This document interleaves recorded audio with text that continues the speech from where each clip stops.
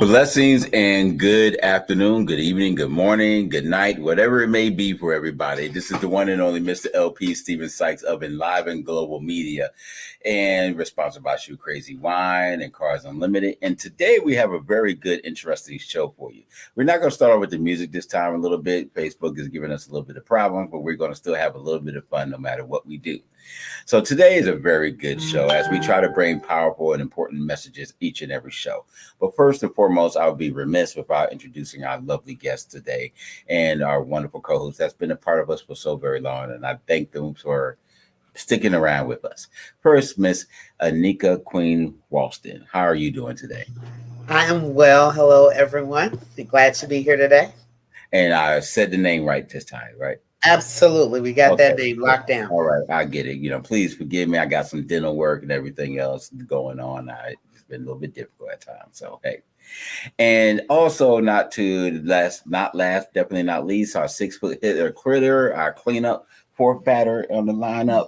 When we need a dunk, she's there for us. When we need somebody to wash our hair, she got us together and everything else. Our queen, resident Shabazz, and everybody else, Miss Tandalin Cook. How are you doing today? I am great, Mr. Sykes. Thank you so much for having me today. No problem.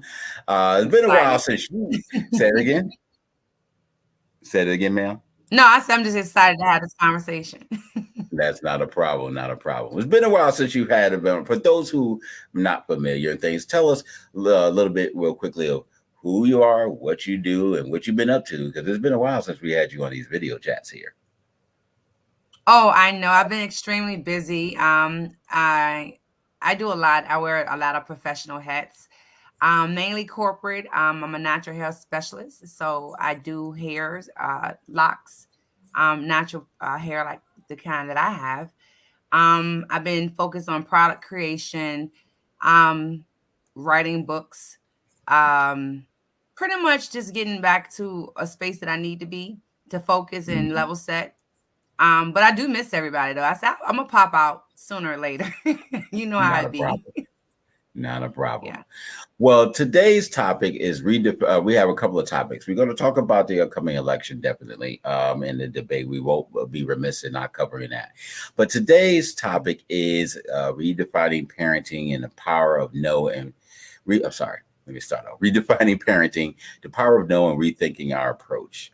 And this has been a very big topic for me.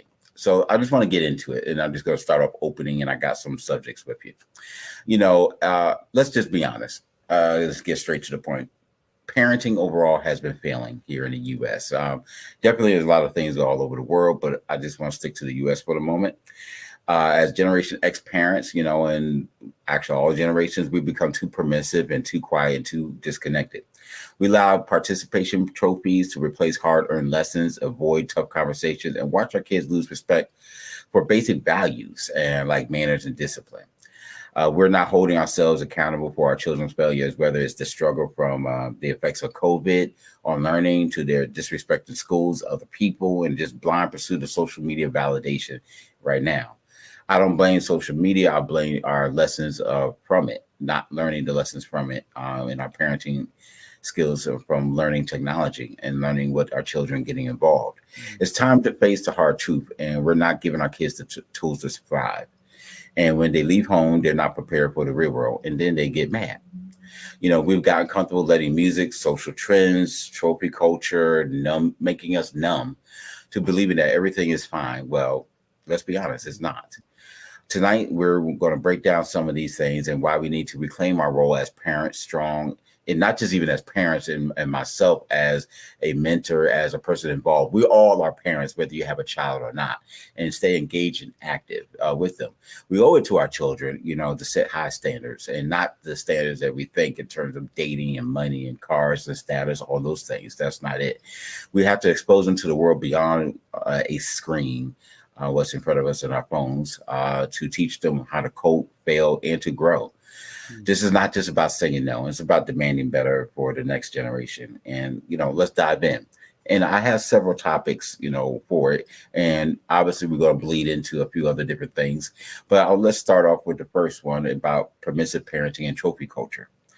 The rise of permissive parenting, especially within our Generation X and later, has created this culture where every child gets a trophy regardless of achievement. And it's really diminished the value of hard work and resilient to get what you need. And we've removed these lessons of failure, preventing our children from developing the ability to cope and with setbacks and how to overcome them. I want to, both of you ladies are parents of six. Each of y'all got 6 or 7 kids each. So, but The devil is a lie. no, I'm sorry. I'm sorry. I'm sorry. I'm gonna behave. So, Tandem, you're the most recent one joining off the things. Please, what are your thoughts? You're around my age and things like. Well, I'm sorry. You're 64, so I'm sorry.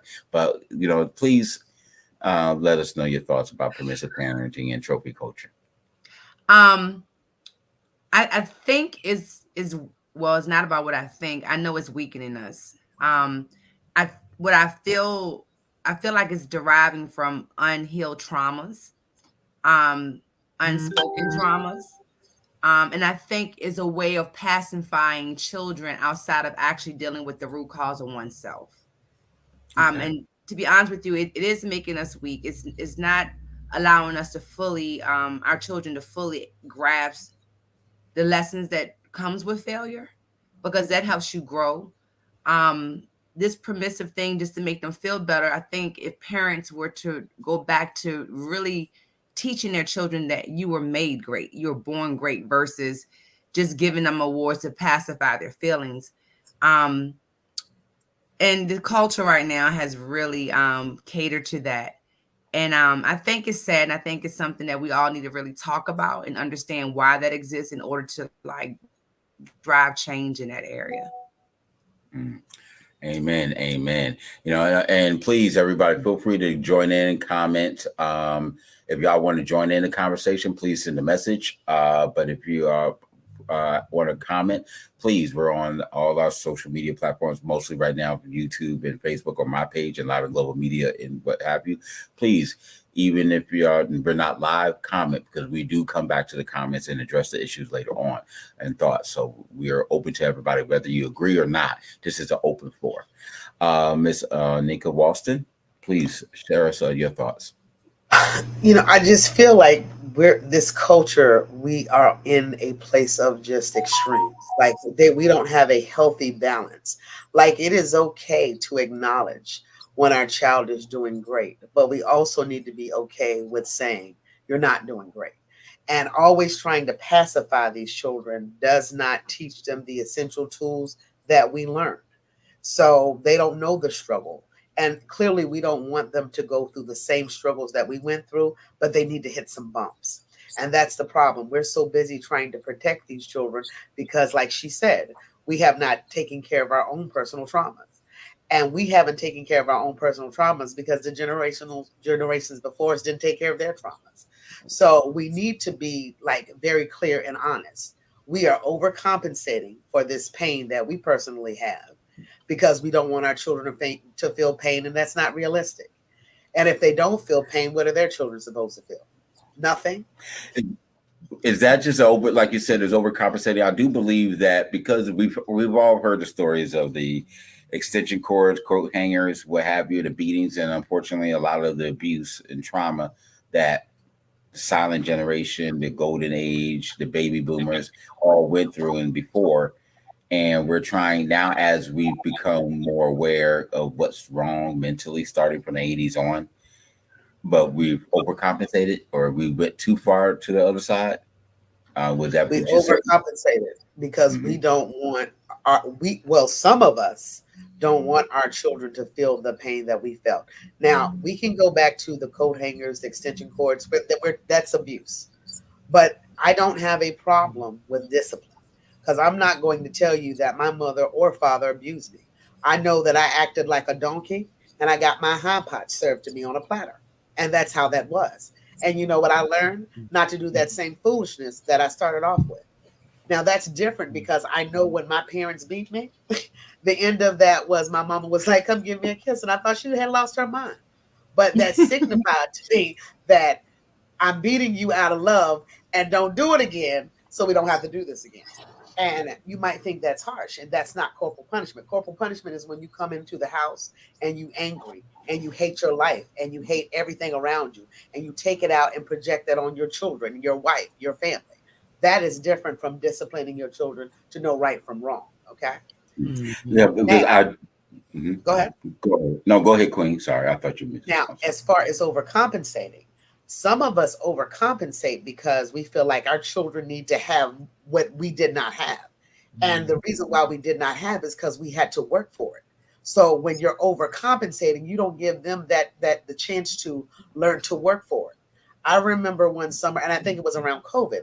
When COVID came, I told my children, let's get together and put together one of those little boxes, your batteries and stuff like that. My children came with plugs and things that they would not be able to use if all the electricity was out the house.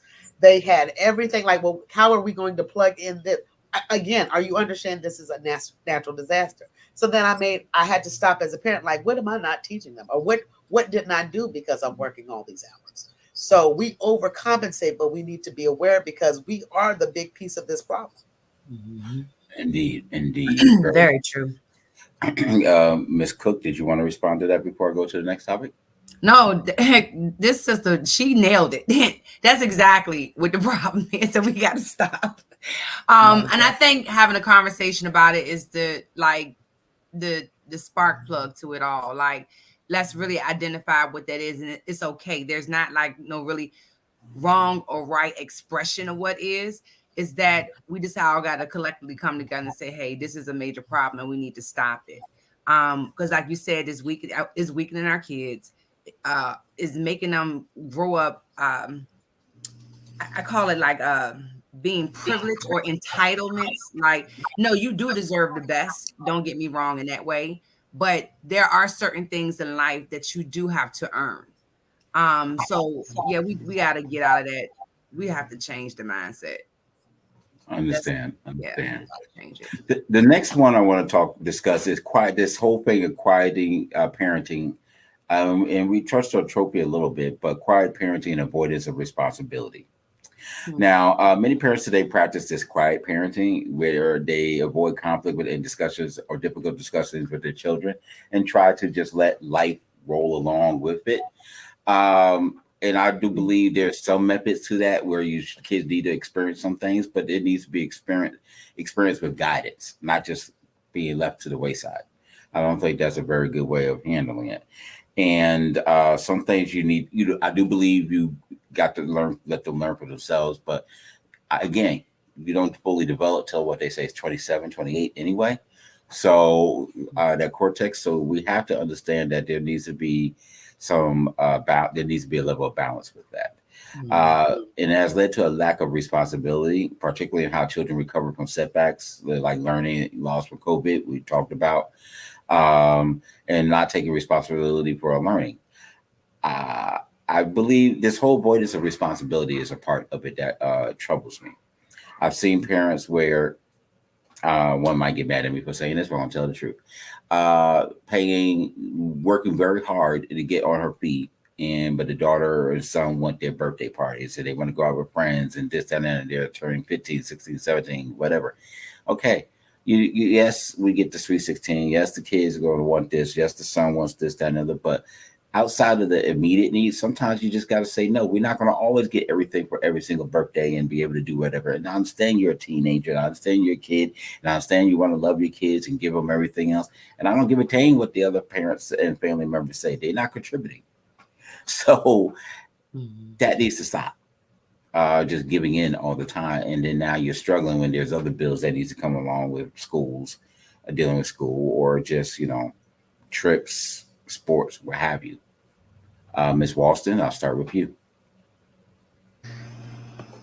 Yeah, so I'm probably not going to get like for this either. So Help yourself. some of these elaborate things are for the parent and not even for the child. And the child is just seeing these behaviors and thinking it's okay. So while these children are running around thinking that they are the Kardashians and they're barely the Jeffersons, they're going to have some issues, period. Like these having a full blown birthday party for a 1 year old child, and there's drinking and partying and smoking and whatnot, and a cake that you paid $100 for it, and you can't even pay your light bill.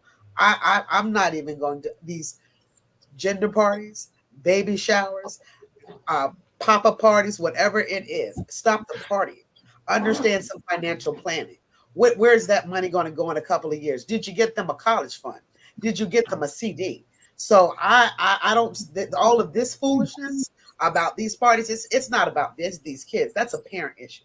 You want to live a life that you haven't deserved because you haven't worked for it, or you think you've worked enough for it. Or you're trying to impress somebody else that you're trying to keep up a lifestyle with. Thank you. It's multiple elements to that. I think if parents get into the habit of celebrating their children daily, you won't even feel compelled to really have to go over and above and beyond for certain birthdays. There's not a day that don't go by that I don't tell my children I love them. And that's the part I think people need to really start to tap into, whether you received it or not. Like, as much as we learn from society and social realms, somebody should have picked up on that. You know what I'm saying? We all deserve love. We all should be loved. And if we hadn't received it growing up as a kid, we need to really incorporate that in order to change the world that we're aging in and change the world that we are essentially creating. So celebrate your kids, people, every day, whether you feel like it or not. That way, if you don't have the ability to do X, Y, and Z, there's no emotional heartache that comes with that, because your children are going to know you love them. And you kind of like decrease or even eliminate disappointment when it comes to that. So that is true. Oh, by the way, happy 1-year-old birthday to your grandbaby, is it? My granddaughter, yeah, she turned 1 today. You're a grandmother? Yeah. Yes, she grandbaby. This is what I'm talking about. We don't have time to be stressed. Look at this beautiful black sister. No, let these kids figure it out and go on their own trips. When I turn 56, I hope I look good as her at 56. I really hope so. I'm not no 56. I'm not even 50 years old. You know, look, that Noxzema, that Ambi and Noxzema mix with the cocoa butter shade works really good. Don't you hate on the Noxzema and the ponds. Don't you hate on it, okay? Ultra ain't got nothing on Noxzema. Okay? Take those glasses off, girl. Take those glasses off. Let them see those edges around those eyes, girl. Go ahead. Take those glasses off. Who? You? All of us got on glasses. Listen. That's one part of the Asian aspect that I had to embrace. It's like, yes, these are bifocals. There's a different prescription at the bottom. I thought my glasses were big. You're talking about the progressive. That's what you're talking about. Listen, Tanya. Look, I'm surprised. But I ain't too many people that got bigger glasses than me. And you got the whole thing. I can see got the reflection. I'm proud of you, girl. Look, I like to see at the end of the day. I don't care what nobody says. Thank God for the thinner lens, though. Thank God for that index. Because I'll be still walking around here with Coke bottles, seeing into 2029. Okay. Hey, I got no problem. Listen, I can see it all. I'll be burning. Listen, I gotta be careful with the light around me. I'll be have the reflection burning holes in my laptop. I can't be doing that. So I understand. Things is like Jack going and things like that. You know, listen, if I get running from the police, I gotta make sure I gotta learn how to run blind, because Oh, you know the glasses falling off if you running from the police. You know you're not gonna see nothing. You just gonna make it there with God as your light. That's what you gonna do. Come on now. I'll be following the North Star. I know that much. I'm gonna get to Canada and things like that. God bless me with some big feet. I'm gonna make it work somehow. I may not be able to run, but I can float, so I'm good. Funny. Oh boy! But happy birthday to your 1-year-old baby, grandbaby, to everybody, and so forth. The next thing is about rebellion against guidance and disrespect in school. Ew, this is my favorite. I'm quick. Listen, and Tandy will tell you, I'm quick to. I got no problem with any of my friends. I have no problem saying something to the kids. I don't care. And I know someone will be looking at me like, and she'll tell you. I know she looked at me cross-eyed a couple of times and things, but I don't care, because I'm a guy that I want them to see a representative of what it looks like. Now, both of y'all keep very good about keeping positive people and men around, but I think our young boys and girls do, and even our teenagers don't have that. And I'm very big on showing different people, different personalities, even if the bad ones, because I want you to know how to react. What happens in a lot of cases is that they're so stunned because you weren't put in this environment. I'm not saying putting your child in harm's way, but they don't know how to react in these things. And then there's a level of disrespect, and then thus you don't know how to act. I get incensed, darn near enraged when these kids be like, "Yeah, hello, yo, what's up?" You talking to them? Yeah, this. What the heck? Sit up and look me in the eye and saying, "What's going on with you?" Because parents, and today one of the notes I have is like, parents have embraced this "don't tell me what to do" society the last for 10, 15 years, and thus don't want to be checked. And this mental aspect of it is wrong, which has trickled down to our children who now lack respect, don't have manners, lack of proper manners, and understanding, what appropriate clothing is for school, which is going out. And get mad at me all you want. I've seen too many people who are, plus size child, don't care, don't help yourself. But you should not be having your stomach sticking out of rolls and wearing two pieces and things like that. That's just not healthy. What you see, everybody want to blame Lizzo, but that's not just her. It's just with society in general and think these things are cute. Having you're a teenager female, and if you're big breasted or what have you, I should not see your areola and your nipples. If you're a kid, we should not be boys. We not should see you sagging and wearing so tight where we need to see your print. These are just bad behavior. And what frustrating is, when you see these reality shows, we see these older women doing this foolishness, and no one's saying nothing. Too many times I'll say, "Oh, let them be great, let them do whatever the local phrase is." But I'm going to use one of the new phrase. I'm standing on business. I still can't believe I said that. But I'm going to stand on business about what is right and what is wrong. And I'm always going to stand up for that, because we are failing to set boundaries and teach basic social etiquette, which impacts how our children interact with the teachers, you at home, and everywhere else going forward. Miss Cook, your thoughts? Yeah, I think so. You touch on a loaded like response, like a loaded. That's a loaded statement. No, seriously, because on to contrary belief, some children, and it goes back to parenting. Family may not can afford to buy them clothes that meet those standards, right? So then that's when I charge with, tap the community. Okay, if we notice that there's a problem, right? And instead of us seeing these children convert to that mentality, why don't we have resources available that can help these children? Even to the point where you allow them to pick out their own clothing, but it's jeans that fit. I'm saying, clothes that fit. And I think when it comes to like plus size women, it's like the message, I understand, love yourself no matter which they should do. However, expressing yourself in that way is more the way they're going about it. Majority of them is an attention thing. And it gets me mad. Piggyback on that, and I apologize. It gets me mad because people want to get mad off the top. They get defensive because I'm not a parent. Stuff don't matter. And two, it's like, well, you're a guy saying it. I don't care. If I'm singing it, it's my job as a decent human being, whether I know your child or not, is protecting you from whatever else is out there.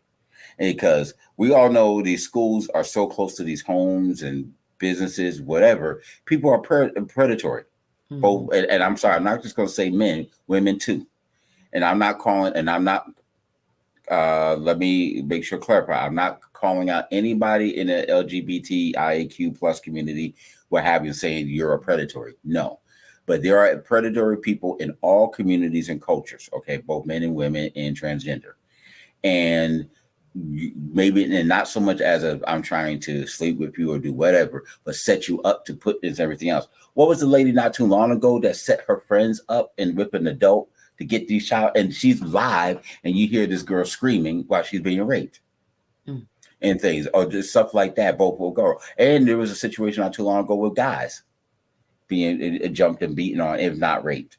So why this communication has not sunken in as we're learning our lessons from our elders. The elders Candy. stopped speaking a long time ago, truth be told. I believe those that are still within their youth, that were born with old souls, are innately able to still like teach solid lessons. Um, Even though it may not be a lot of us, we still are here in numbers.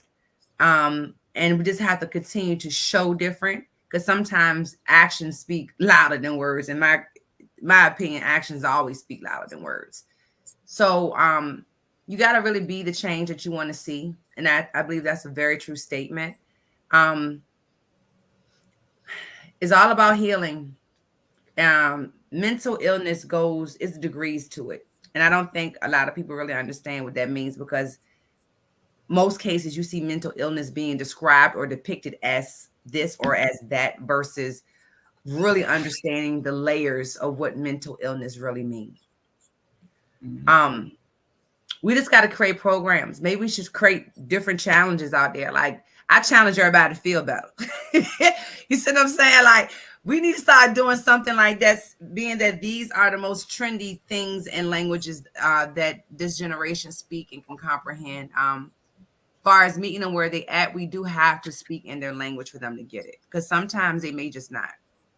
And we just got to recognize when that is the case and adjust accordingly. It's almost like I tell people, like, I'm gonna love hell out you, period. And it takes a lot of strength to do that.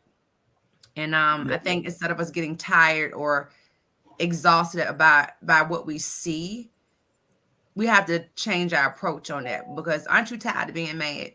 Aren't you tired of being upset? All types of wrinkles in your forehead because you don't smile enough. But it's the key. It's the key to maintaining your youthfulness as you transition and be that instrument that the Most High made you to be. I do believe that we can fix ourselves. I do believe that there are going to be generations that's going to be the spark plugs to that. As we are growing into the mature lane of the generation, we just have to keep up with how to communicate properly. It's not necessarily us accepting the changes in times. It's more or less maintaining who we are as authentic people, and just having proper conversations, and also demonstrate what healthy is. Mm. So That is true. That is true. That is true. Miss Walston. That was loaded. So that all of that, because I'm still stuck on the I when you said that you let your friends' childrens know if they're acting up or whatnot. So I'm stuck there because I'm the auntie that if you bring your children over my house and your children act like they're outdoors, either they're gonna be outdoors or they're gonna be auntie. Okay. And they don't have choices in that. Okay. So number one, I'm going to extend respect to a child the way a child is supposed to have respect, but they're going to extend respect to me the way they need to be taught to. And now I'm not saying do as I say do. I'm saying that we are the authorities in these children's lives. We need to set an example. We are not their friends. We are not their homeboys and their homegirls. When I walk into a room at the wonderful age of, I'm not going to tell you, I still say yes, ma'am, and yes, sir. I still respect my elders. I still engage as if I am a child amongst those old souls. So if my children see that, how are they going to conduct themselves?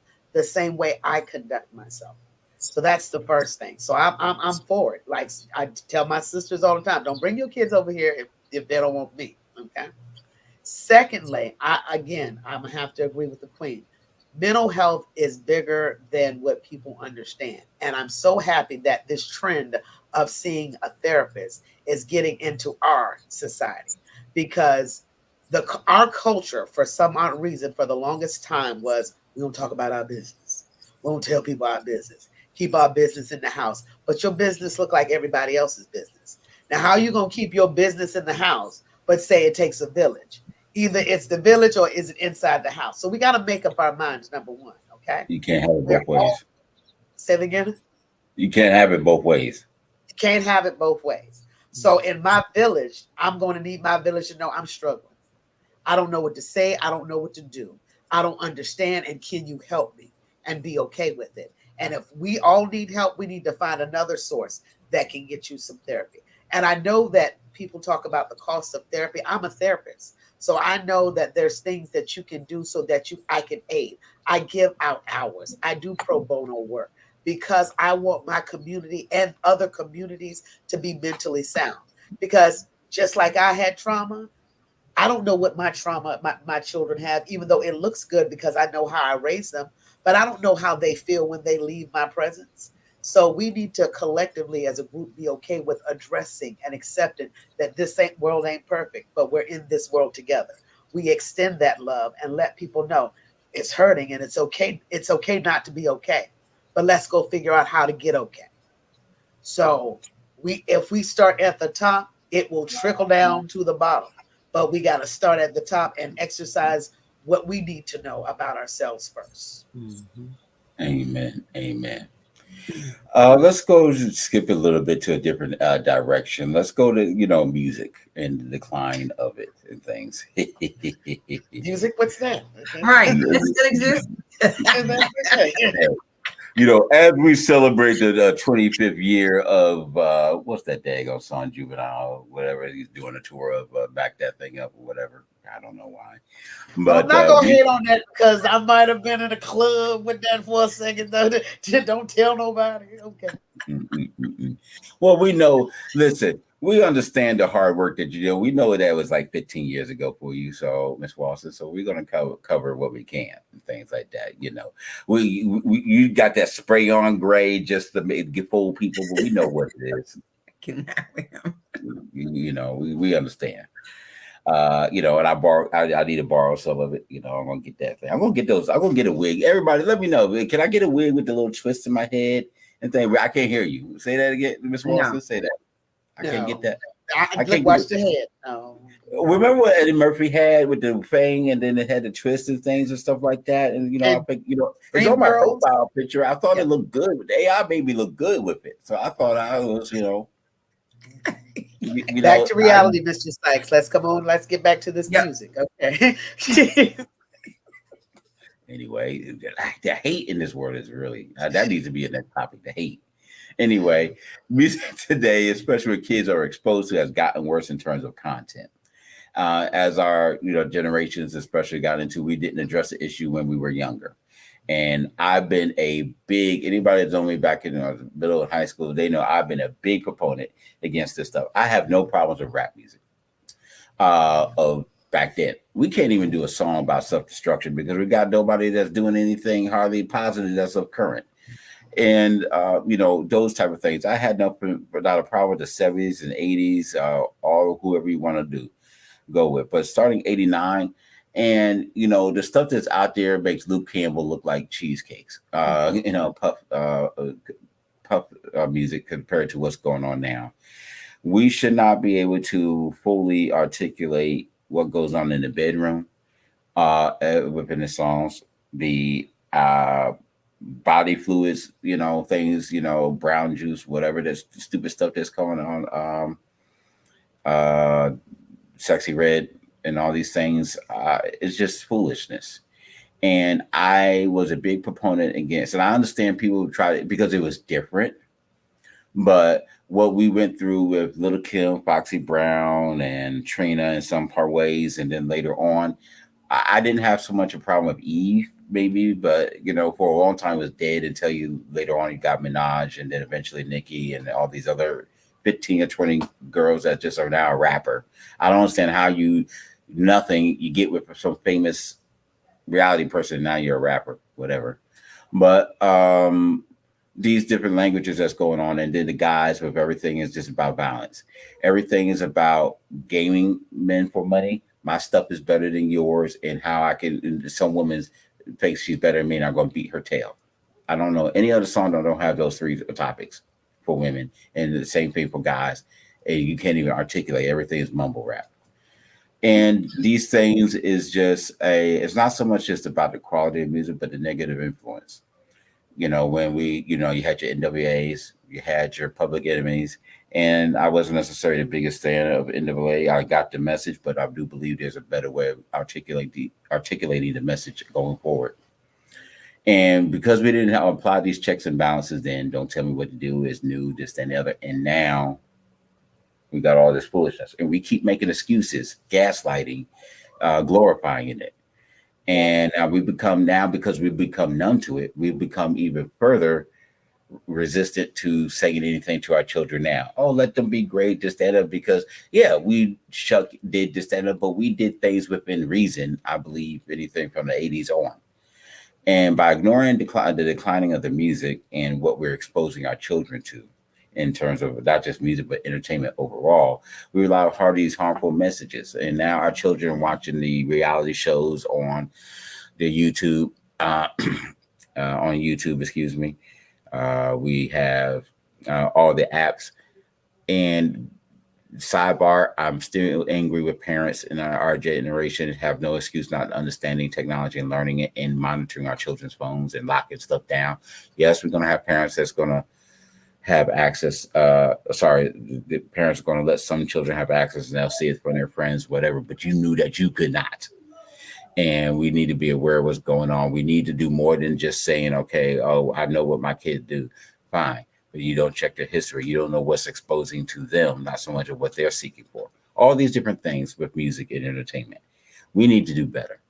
Miss Walston, the floor is yours. Okay, so this one for me is kind of hard because there's not much I feel that we can do as far as changing the time and the climate of music. I don't agree with it, so I'm going to listen to Teddy Pendergrass. That's what I'm going to do.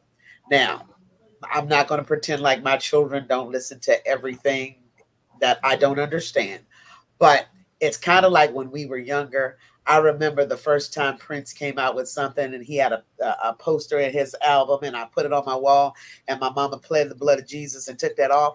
So I do know that even though it's harsh for us, for them, this is their time with whatever they listen to. Okay. But that also goes back to instilling certain things in them. The other thing with that is I would like on this side for us to, if anybody listens to anything other than rap, because I am a pop culture, classic rock kind of person. Ooh. And one of the things that I always pay attention to is lyrics. And when I'm listening to my 103.7 or I'm listening to my Dave Matthews or somebody else, I'm never hearing anything about the things that you were talking about that's present in the rap song. Like I get a story. Like, you see the imagination and the creativity, and it makes me think maybe that's what we're lacking. And then that goes back to our education system. Where are these children imagination? There is something a little bit forward in front of us other than our body parts or other than getting stuck up at the bank. Like if you Dave Matthews could be talking about the same exact thing, crash into me, but they make it sound different.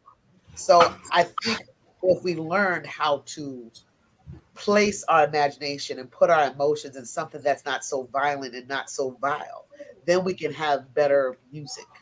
Mm-hmm. But they're just sampling what we're doing. They're just putting words over stuff that we've already made. There's no creativity, and I think that's what's lost for us. Understood. Now, for the record, Tammy used to be part of a rap group called Three Hoes in the Club. But you know what? I can go ahead and help you out. You ain't got to go to the dentist. Like you pull up tomorrow and I'll go ahead and clear all that out the top of your mouth. Watch it. You're gonna leave this queen alone. You're gonna leave her alone tonight. Like, so you're not like it's two of us now. Listen, be mindful now, okay? Like you better stop it. Yeah, the music has declined for sure. But that's industry driven, truth be spoken. I used to do radio. I used to like artist development work.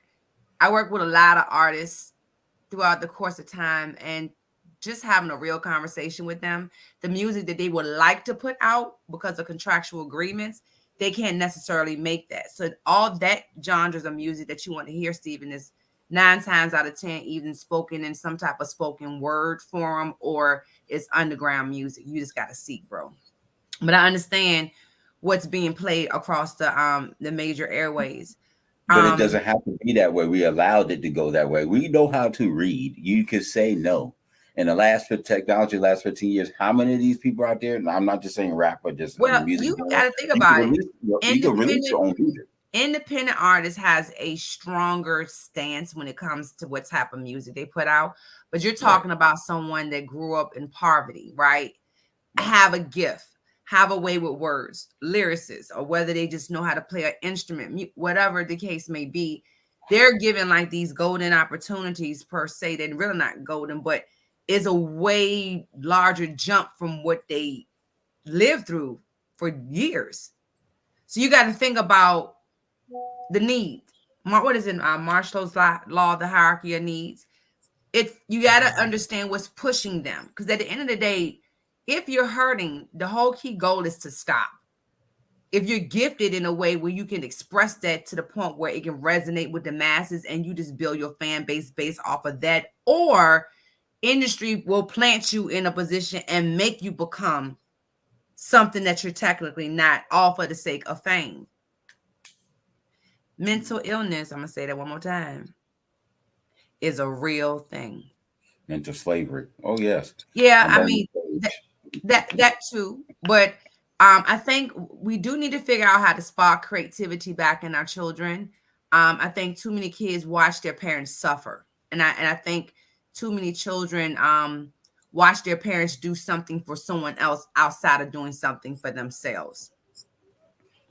And that's also a means of, I call like the unseen but seen training that happens, especially when you in your mind and your heart feel like this is the most responsible way, or that's something that you were taught. When I went to school, I was taught to think outside the box, and I was always an outside the box type of thinker. Right now, yeah, there's a lot of systems at play that don't want free thinkers. They don't want outside of the box type people. And you can prove that just by looking at the education system and the programs that they have. And there could have been programs that other parents or other educational leaders wanted to inject in the school system, but it always gets shot down and no. And I'm like, okay, who make up the board? Like, what's driving these people's thought process? Because at the end of the day, you saying no, you got family members that's growing up in this whole arena called the world too. Mm-hmm. So, we just got to start asking very important questions, and then we really need to comprehend the law and what a lot of the codes and stuff really mean. Because you got to think about it, we are pretty much regurgitating passed down information versus critically thinking about why this exists this way, what does this truly really mean, and what difference am I supposed to make? That's fair. Yeah. That's understand. Because being an artist doesn't make you money. Correct. Say that again, Queen.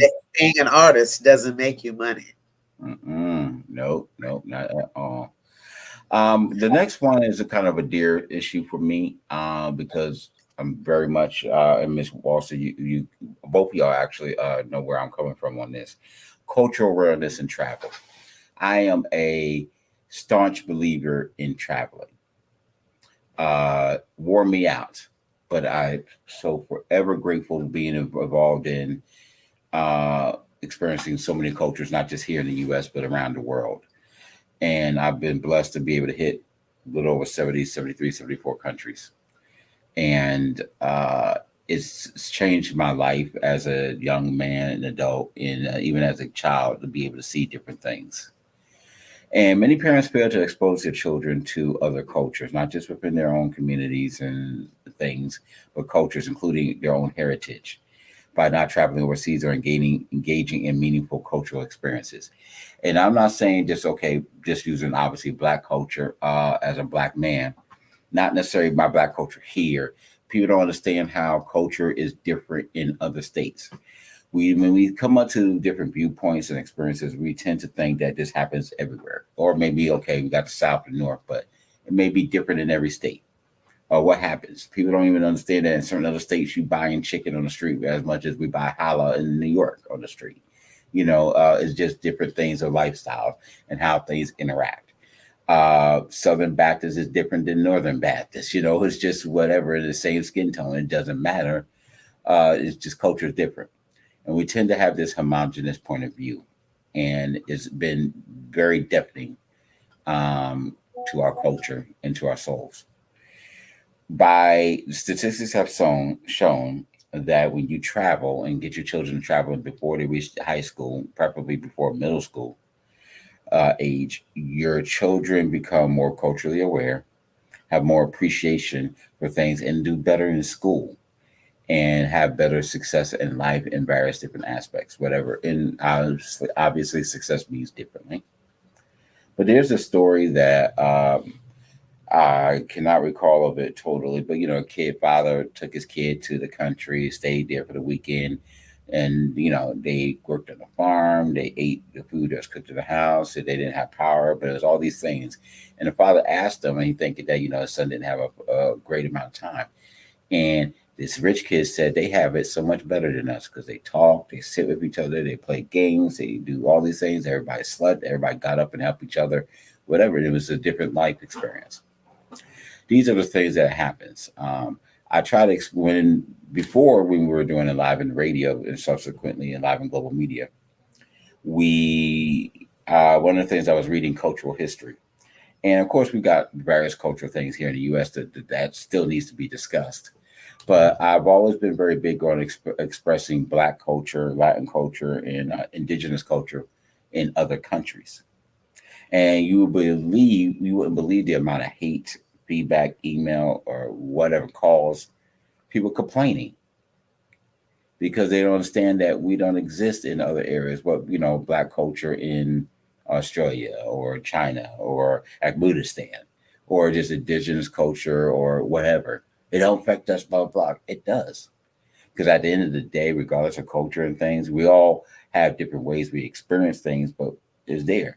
I don't even think people understand that the whole we fight about it here in the U.S. The light skin, dark skin thing is way worse in China, in East Asia, and also Central Asia with India and India. How they treated people. Shoot, there's some cases they still killed their children in some areas. As soon as they're born. So I say all that is that we need to do a better job in expressing what's out there in the real world. So you have a better chance of respecting it, knowing what's good and what's not good for you, and learning how to deal with things because we're not going to agree and identify with everything that's around us, but you have to learn to work in that world. Miss Cook? Yeah. I think it's very important to travel. I think it gives you a different perspective on culture when you can be immersed in it. I've been to a lot of places overseas, Africa, India, Turkey, um, Paris. I wasn't too fond of Paris, but um, What part? what do you mean what part? Paris, France. Well, what part of Paris, I should say. Don't give me the line because as soon as I step foot off the plane, I was ready to go. Okay, I was just wondering. I was just ready to go. I'm sorry. I should have been more clear up front. Yeah, specific. It's sort of Yeah. like when you say New York, I was like, what part? Say in Paris, what part? Like No, you no, know the no. borough. I get it. Yeah. But needless to say, I also been to Amsterdam too. Um, they show Obviously. they show Black people mad love out there. They really do. They were very welcoming, and very kind. Oh, I know why for you. But Uh, but no, seriously, I think it's a good thing because you get to understand what makes you different and also what makes you alike. And I think that eliminates the fact that some people feel like they are alone in this world when they're not. Um, Black people in general exist everywhere. Far as what I've studied, what I've researched, especially when it comes to ancient history, they even have like still like artifacts and pictures and film that showed what the original people looked like prior to evolution in time when it came to what we did to our bodies, how what we ate, and how that transformed into something different today. So I don't think we're not celebrated globally because we are, because it's like, hey, you celebrate me, you exist, you look just like me. We may talk different, think different, but we look like. I think we got to get outside of this surface thing when it comes to the hue and start really connecting with each other on a humanistic realm versus, oh, you look like this and you look like that. Can we In just all, relation to our kids, but in relation to our children. our children need to understand that. They need to understand how to move in that way. You know what I'm saying? They need to understand to be proud of themselves, one, no matter what culture you derive from. Being that I'm part of an indigenous tribe in America. It just so happened my people kept records and we still practice traditions. But um, to be honest with you, like Black culture, we are a melting pot of all cultures. So, I mean, it would be in our best interest to really embrace the differences and understand the similarities versus um always identifying what's wrong.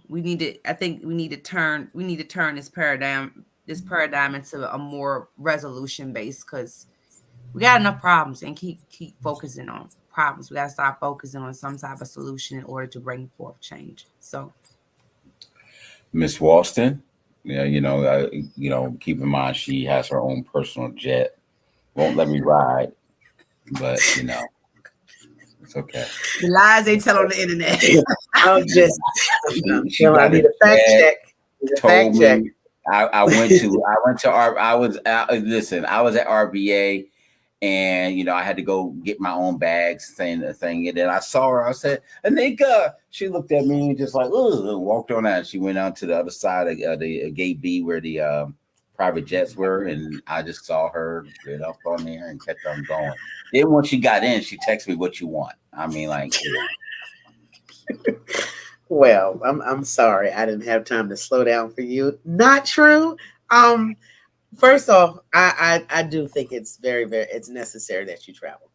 I I have not done a lot of traveling. I've just started doing traveling. A single mom that was there with her children. So in some of those cases, yes, it would be wonderful to take our kids to go explore different cultures, but sometimes it's not financially sound. So a lot of the culture that me and my children got to see, my parents took us around. So um, I just started, as soon as these children got out of my house, I just started traveling and I'm going to different places. But I think what's interesting about it is that some the places I have been, I think that Black people look at Black people very differently than even knowing that there's a Black thing when you leave and get in that airport internationally. Like it is almost like in some areas you're darker, but you're not darker. You're just another person. And that's the humane side of it. And that's what I like. I've been to places where, oh, are you this? Are you that? No, I'm just regular old Black. Well, what, and they want to know like your history and what is your like your tribe. I don't know, because I just knew that I was Black. So it is really important that you do, like you all were talking. You need to understand your culture. You need to, inundate yourself with your culture and your children also. My son is well traveled because he was in the military. So he's been everywhere, Korea and Japan and all these different places. And I get excited because he gets to share with me his experiences. So it is definitely, that helps with the creativity. It helps the humane part of us because we can stop looking out of the spectrum of color and just look at the spectrum of like God's creatures, God's wonders. Like you live and move and operate. Like, there is a power over all of that. And we're all operating at the same time. I think that when we start to think about that spectrum, the holistic piece of it, I think that's the beautiful piece of it. That's the important to be inundated with your culture, because nothing is the same. That you don't have to be in competition. Everybody has their differences and everybody's eating. And those that are not eating, they're helping. That's what I do love about the Eastern culture. The Western culture is more individualized. Eastern culture, you come together. You eat. If I got a bowl of rice, we're gonna each get a piece of rice. One of my favorite things is that like the Korean culture, they put food in your mouth. The Anjumans put the food in your mouth, and they are so glad that you're going to eat with them. Like sometimes it's just not about color. It's just about, guess what? I see you. And that's what we need to do, is see others and stop using words like they're black or they're white, and just like we people. So yes. Understood. Understood. The last part of this, when it comes to children for this discussion, is I'm going to combine them: social media versus real world skills and lack of resilience in culture. And we've talked about this a little bit before. But children are increasingly being shown that it's cool to be more socially accepted and go along with different things. I've seen too many parents like, oh, I don't want my kid being picked on, so I got to get them the Nike socks or shoes or Jordans, whatever, or she got to get this, that, and the other, versus just saying no. And instead of focusing on and talking to other parents in PTA, instead of saying, hey, stop targeting my kid, or but letting your kids bullying or whatever, you just rather spend more money. And those things are wrong. And we need to start focusing more on developing real world life skills. And this has led to a reliance on virtual validation. No more different than going to school and saying, okay, I got to make this team to feel validated or certain things. We've heard thousands of stories of the cheerleader killers and parents doing everything else for these pageants and getting the kids on a cheerleading team. All these things over personal growth and development. We're not teaching kids the life skills they need to thrive outside of social media in today's world. And adults actually learning, they need to learn so they can learn together with their children how to not trying to keep up with the Joneses or what somebody else has and desire what they have. I've seen a young lady that somebody else they knew married into the person was successful, married somebody else that's extremely successful and have certain things. So now their mindset was, I'm going to go out and date and marry and whatever person who's got this amount of money or more, because I saw what somebody else did, instead of seeking true love or what something that makes you happy.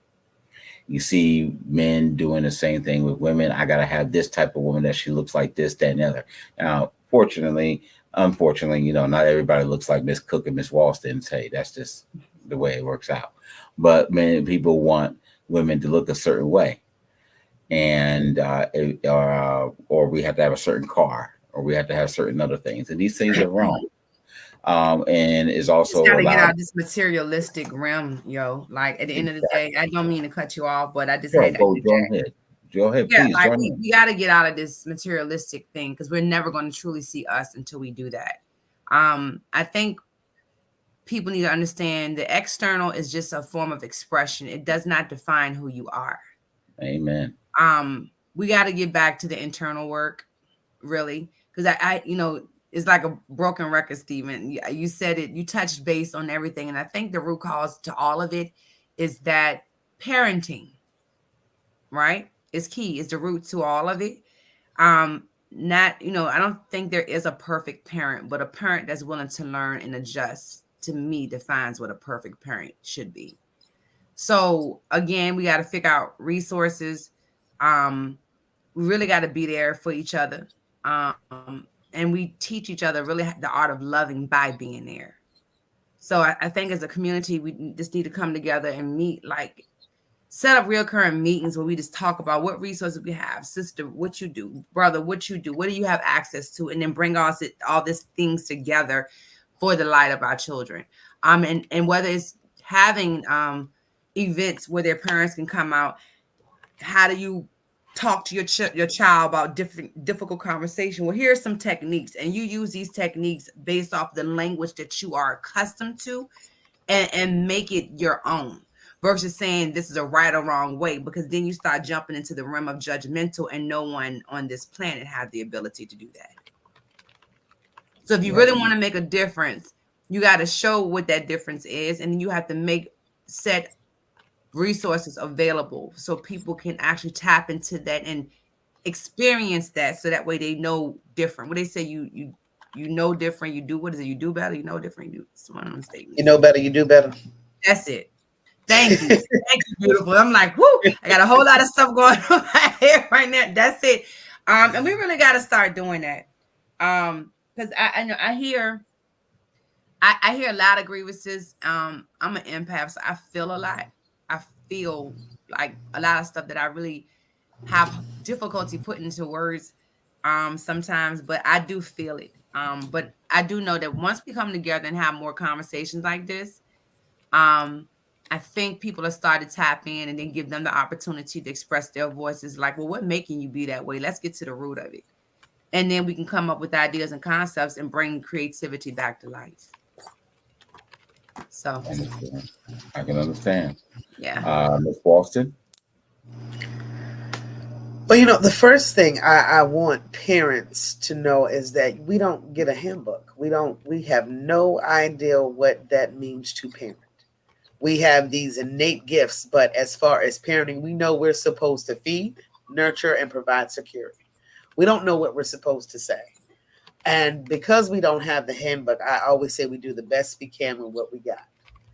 And what we have to have are those resources. We have to have those elders and those foundational like things that have been set and put in stone.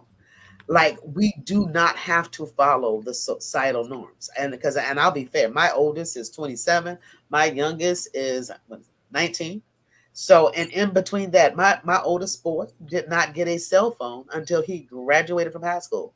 My 16-year-old, who when he graduated just last year, he got his first phone when he was 16. I didn't buy Jordans. I didn't buy anything. You know why? Because I couldn't afford it. And so my conversation was, as much as they look nice, whatever this name is on these are going to look nicer because your feet are covered. And that's just the hard truth about that. It is not a problem to tell your kids that this is a struggle, but this struggle is mine. And I'm going to do the best thing that I can for you so that you can make it through, so you can be better than me. So give them that and stop making these false hopes and false promises, because all that does is make our mental health worse. Because when we fail them, then we feel like failures, and then there's a trickle down effect, and then we can't have conversations with our sisters and our brothers. Then we become embarrassed because we don't think we did the right thing. The right thing is to try. The right thing to do is to put in effort. The right thing to do is love and care and do the best you can with no malice intent. And I think people conceptualize these things and make them too difficult when it's as simple as do what God sends you to do, or what you believe your power or whatever you believe in directs you to do, and do it with a pure heart. Do it weeping, do it crying, do it confused, do it with embarrassed, but do it, and do it at your best ability.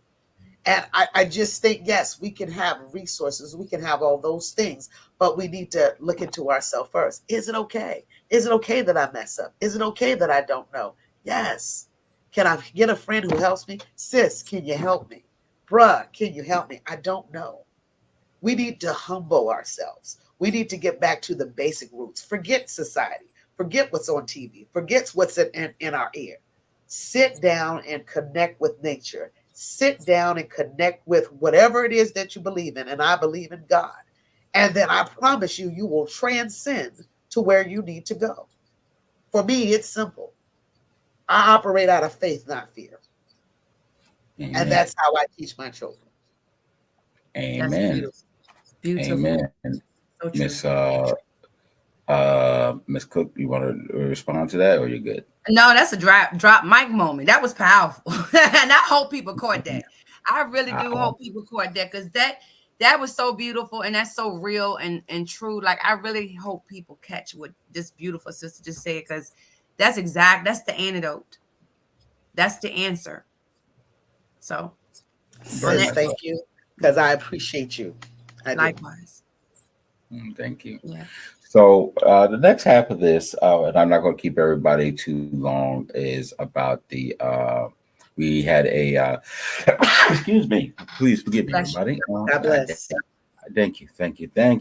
Lord knows I need it. Oh, Jesus. Anyway, we just had the recent debate between Donald Trump. I don't even want to say former president, but Donald Trump and Vice President Harris. And we saw on the stage that was nothing short of a sad display of lies and information from Trump, backed by a party that has allowed falsehoods to run rampant. I'm just really disappointed in the Republican Party. It's just sad.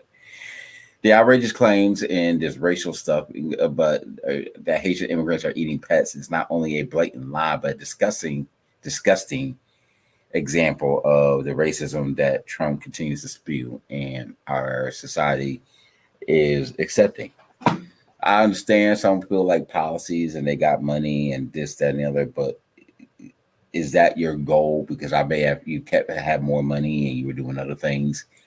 Things worked out for you financially or whatever. Okay, but is that does that supersede the overall health of America and your soul? You know, so you don't mind somebody spewing to another set of people all this hate, including your own culture, and for some, just because you got some money. He didn't give you the $1,200. I'm sorry, we need to stop that. And it's just all unchecked. It's pitiful that the Republican Party has stood by and allowed this dangerous rhetoric to keep going unchallenged. On the other hand, Vice President Harris showed exactly what leadership and professional looks like. She was composed, dynamic, focused, got a little off centered a couple of times, but very done, very well done. I believe that was, in the span of 2 months, you have two strong women gave excellent performances between Michelle Obama's speech at the Democratic convention. And just like President Obama said, I'm a dumb fool for following that because they got two different roles, but that you can't come from that. And then what was done yesterday, whether you agree with Kamala Harris or not, that was a master class on how to dissect an enemy. She should be arrested for assassination attempt because she done murdered him. And whether you agree, and I have she some murder him, or did someone that was speaking in her ear murder him? Look, I'm gonna be real with you, and I want to talk about this topic too long because you know how I feel about it. Left, what is it called? Left wing, right wing, still the same bird. Catch that. If people really want to make a difference, and then I got to drop because I have another phone call to take. But if people really want to make a difference and serve your ancestrals right, those that passed, shed blood for the whole ability to vote, write your own name down.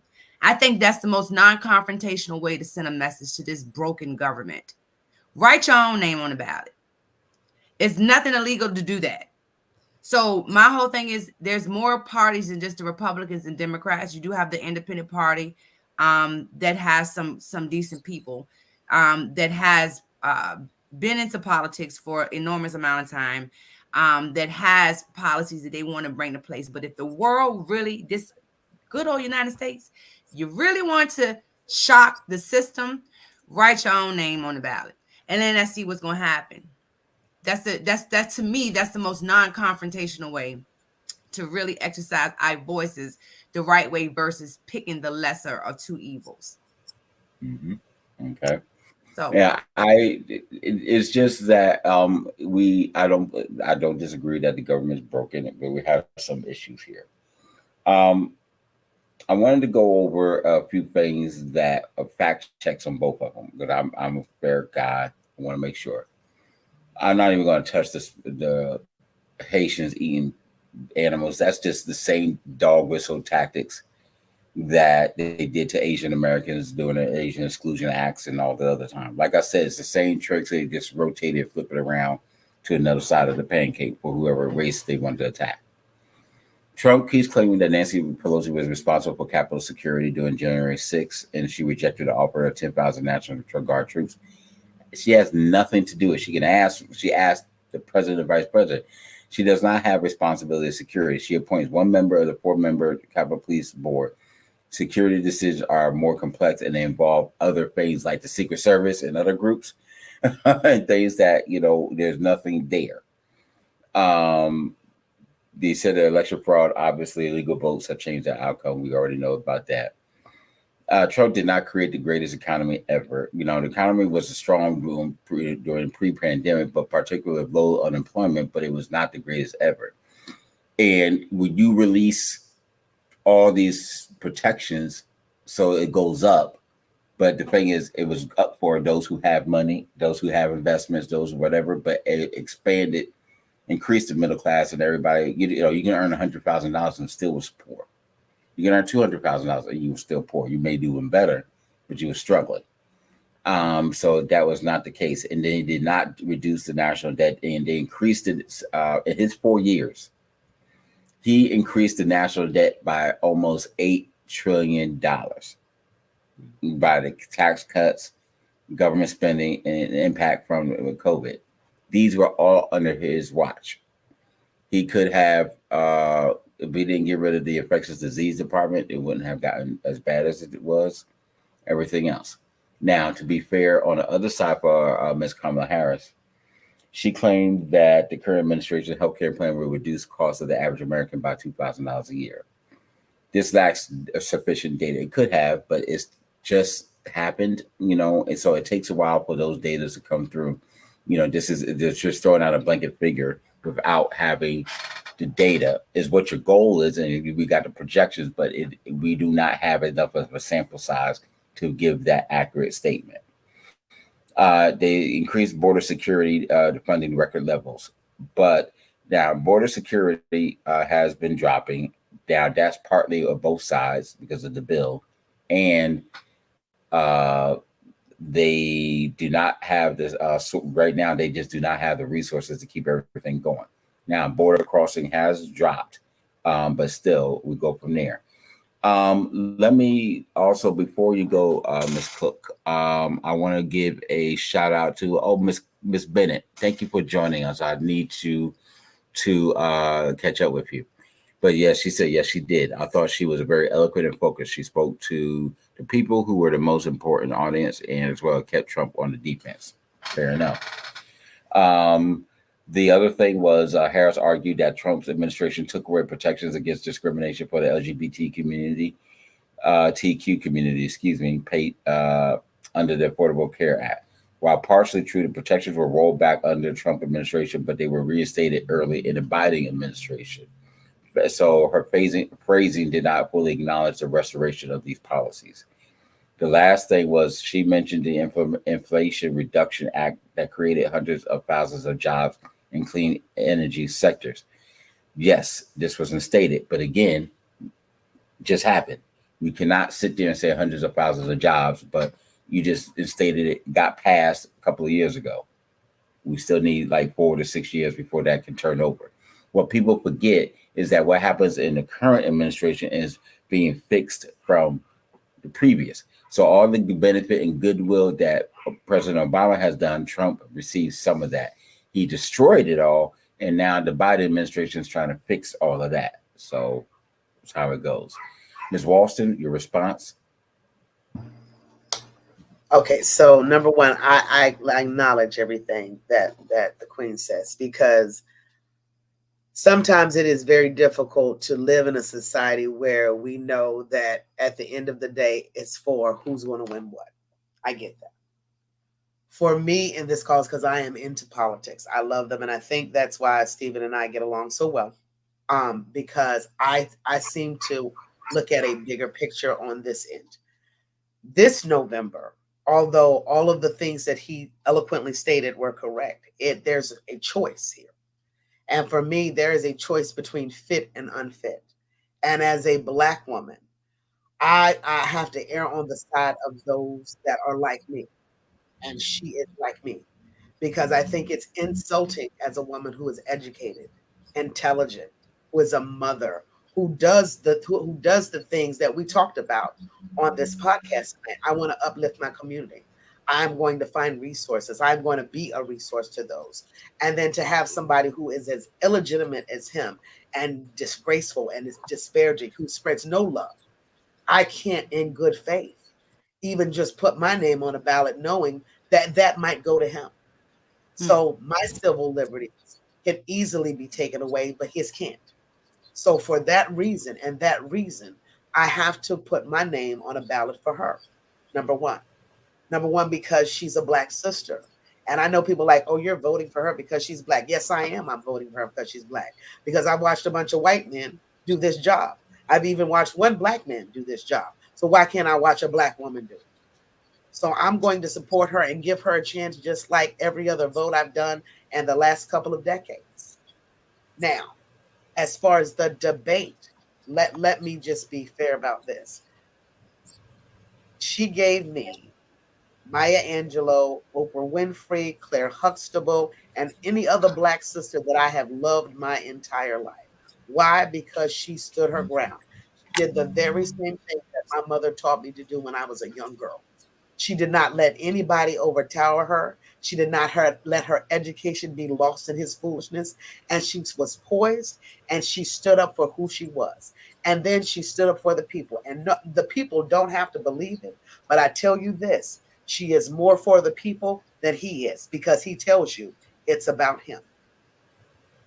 I hear people, it is very concerning that I hear Black men specifically say things like she needs to stay in the kitchen. She's been on her back. She's done A, B, C, and D. I cannot, in good faith, queen, let other people disparage my queen, my sister. I can't do that. And I don't care if she told 50 lies, he told 100. But I'm going to give her a chance because he's already had one. He was fired 4 years ago, and I'm ready to hire somebody new. I haven't liked all the bosses that I've worked for. The only boss that I've ever been in line with in my entire life is my Lord and Savior. So guess what? I have my faith in men, but I'm going to have my faith in God to give me the right decision, to make the right decision in her. That debate was everything that we needed. It was everything that I needed in anybody else because guess what? So she messed up. She tripped up. He's been lying since he opened his eyes or was conceived on a pillow. I don't care.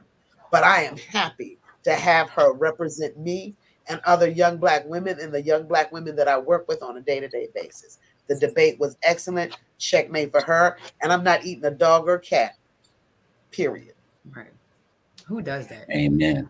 Amen. It is very powerful. Oh, one thing I forgot to neglected, and not to jump topics, but one of the things I neglected to mention back when we were talking about children was the education, was the test scores. And I'm going to say this, and this this pisses me off. Just of the most recent ones, out of score of 500. And these are from the National Assessment of Educational Progress, multinational thing, not just a U.S. Deal. Reading in grade 4 here in the U.S., 217 out of 500. Math, 236 out of 500. Grade 8th grade, 259 out of 500, which is down, it's getting worse, and 271 out of 500. So we're barely scoring 50 something percent. Yeah, because they're Now, teaching children how to regurgitate versus think. That's the biggest problem. Oh, I get you. I get you. Let me And give no you the child rest is of it. left behind. Right. That's a joke. Yeah. Right. Let me give you a little bit more. For African American students, reading in for math, 198 and 224. 8th grade African American students, 224 and 245. Latin American Indigenous, 209. For 4th grade reading, 209. Math, 231. And reading, 8th grade, 255. And then math, 263. Now, what gets me is for Latin American students who this is not their primary language and they're scoring better than African American students this is our primary language. For us, it's not good. Now, we're around the average of, internationally even. Now, bear in mind, when you have to think about it, and I need to probably get a little bit more of a breakdown. This is in scoring. So, yes, U.S. is going to be on average, if not above, because you still have over half the countries and around the world very impoverished. So, education. So, let's just be fair. But in mathematics, U.S. is ranked 38th out of 79 participating countries. Scoring 470 out of 1,000. For reading, the scores is 505 out of 1,000 out of a global ranking. Science, 502 out of 1,000 of 79 participating countries. Fourth graders may be getting a little bit better for the trends in international mathematics and society. 539 out of 1,000, which is above the international mean by this much. And 8th graders 518 and 521 out of math. Now, and here's where the sad parts really gets worse. Let's go move on to high school students. The national average is 285 out of 500 for reading. White students 293, African Americans 262, Latino 270, Asian 307, and indigenous 268. Now, out of 300, over the highest score of 300 for mathematics, the national average is 152 half. White students 158, African Americans 128, Latino 138, Asian 176, and indigenous 138. SAT scores out of 1600, 1050 is the average. Whites 1112, African American students 926, Latino 964, Asian Americans 1229, and indigenous 968. So what this tells you is that we are scoring less. And I'm not trying to sit there and say black kids are better than anybody else, whatever. I want everybody's scores to improve. Okay. But this is a piece of blank sugar honey iced tea. There's no reason. I want everybody here to the tongues of my mouth and whatever the teeth I got left in my mouth. You are wrong. Okay. You are wrong. Our communities overall, but our black communities are wrong. We should not be scoring this low. We could talk about how lyrically language we are and skillful lyrically with rap music and our songs. We got our kids know to a WAP better than reading and things. And it bothers me. We still do not. I know, Miss Walston, I haven't been in your house in a while. You kicked me out. But Tantalins, I know she has tons of books all in her home. There's whatever you have the most in your home is what your kids are going to learn, regardless of whatever you say to them. Books in education is going to be primary, and that has to change in our home, regardless of whoever wins the election. Education. If we had education, we wouldn't be in this mess. And it is wrong. We need to do better. You have a name, you have a brand. And this is what you're teaching your children, who this is a representation of you. And the fact that you cannot correctly, articulately speak, read, and have a fundamental grasp of language, regardless of your culture. You can't even, in some of these scores, you're not even speaking in your native language correctly, much less English. You can say whatever you want from my son and daughter, those who are immigrating from another country within Africa. You're still not even speaking that language correctly. That's a piss poor shame. So my point to us in our communities, I used to tell one of my friends, and he did it, and I used to make his kids read the newspaper to each other. And I stayed on top of all of that. My friends, one of my friends, Brian. Sorry, bro. I'm sorry I mentioned your name, but his kids stayed on top of those books and education and things like that. And I was always on it, not on him, but I was always on the kids. And I appreciate him and his family for always supporting me on that. You know, he never got on me for saying something to the kids, but especially when it came to the kids, because you knew that it wasn't because he's one of my dear best friends. You know that if nothing else, I care for those kids. I care for any of my kids, friends' kids. Even if I don't know your child, I care about it. Because like you, Miss Walson said, we're about a community. So how dare you? And yes, these schools are teaching to these SOLs, and that's one thing. But we're not doing our job. Education starts at home. And the final part to that is, where was your books and reading and everything else and what you were teaching the kids at home? You didn't have to go to work. Some of them still had to work at home, but you still could monitor your children. You still had other things. If nothing else, our children should have excelled during COVID because you had nothing else. Distractions. Depression. It was a lot of depression. It was a lot of social. Listen, I get that. I get No. that. Don't get me wrong. But still, at the end of the day, okay, we still don't get me wrong, we all had to deal with it.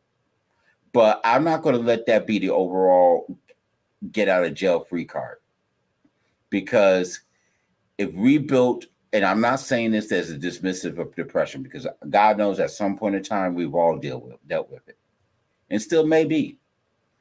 But we have to rely on the building blocks that's instilled within us to keep pushing forward. Sometimes it's hard. Lord knows I'm guilty of it as well.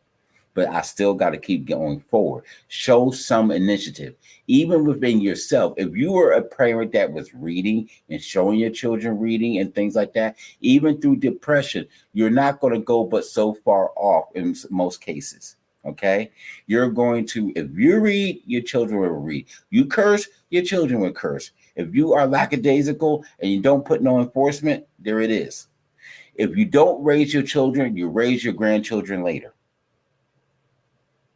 It just, that's just what it is. And you have to put those tools in place ahead of time. And then when COVID happens, you never know what happened. We had 9/11. We had two or three different recessions, stock market crashing. We had the whole thing with the housing and the stock market, whatever, in '07 and '08. We had the World Trade bombing and attacks earlier in the early '92. We had the naval phase down there. In the '80s, we done had how many airline hijacks? There was we had the Challenger airline jacking in the '60s, '70s, and '80s. We had the AIDS epidemic.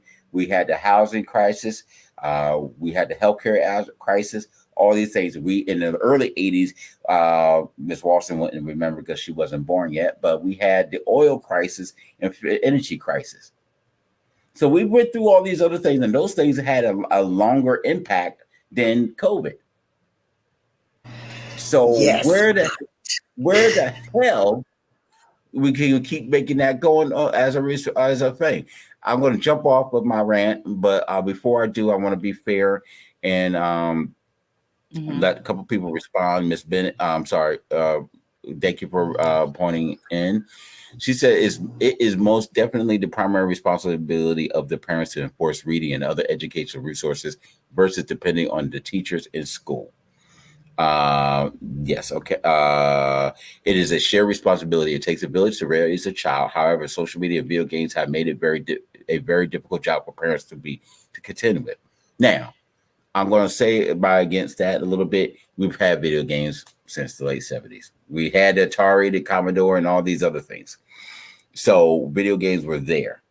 The thing I would say now with video games is that to keep interest there, especially the fighting games and war games and whatever, you have to incorporate so much cultural history to stay on point with these things. Additionally, I will recognize the fact that in the last 15 years, it's increased the knowledge and push towards coding, STEM, those type of things that we need. So I do believe in that, but there's a limit and things. I have no, everybody talking about, oh, I'm a gamer. I'm a gamer. No, you're really not. You like to play games, but you're not a professional gamer. You're not doing the work to be. It's more to just sitting there. I'm playing games to get better. You got to put in other work and knowing how the games work, testing, signing up, whatever. And too many parents and grandparents are falling for that lie. She also mentioned that she resorted to old school upbringing with her children with a program that she currently runs. Yes, and we're going to get that going. And her program is great. I'm blessed to be a part of that and working with her on that. And, it's a process. But it includes so many of those elements. And I thank you, Ms. Bennett, for bringing that up. Ms. Walston, you being the resident counselor, teacher, and overall butt kicker. Okay. Right on The ahead. first, so I'm going back to the COVID thing because the mental health issue was big during COVID. Because not only were we talking about depression, we were seeing our loved ones sick and we all were seeing them die. And then in some cases during the COVID period, my youngest sister, she had a stroke. And so we had to communicate with her via FaceTime on the phone and we couldn't be there with her.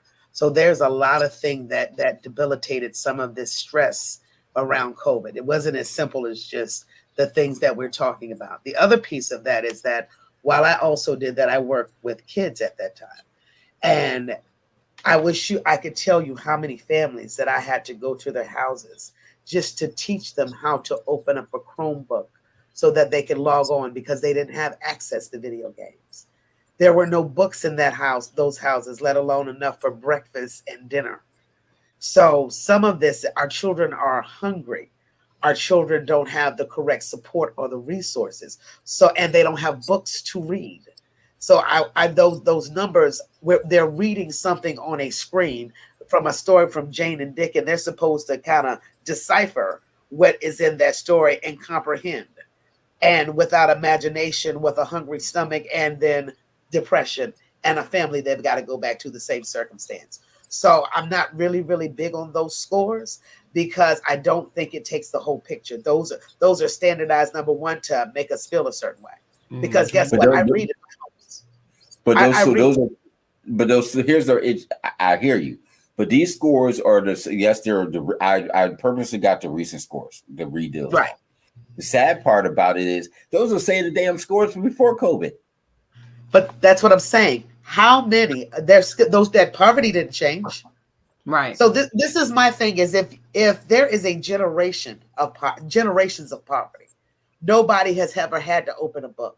Everybody is living off of this systematic decline. What are they reading?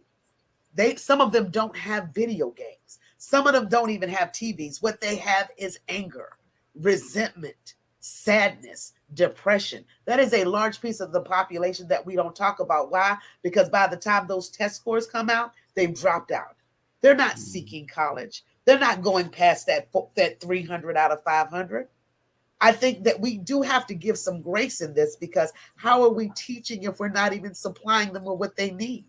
Teachers are overworked. They've got 35 in a class. They're just doing this list on this stuff, whatever they're told to do for that day. They're prepping them for a test, and some people get it and some people don't.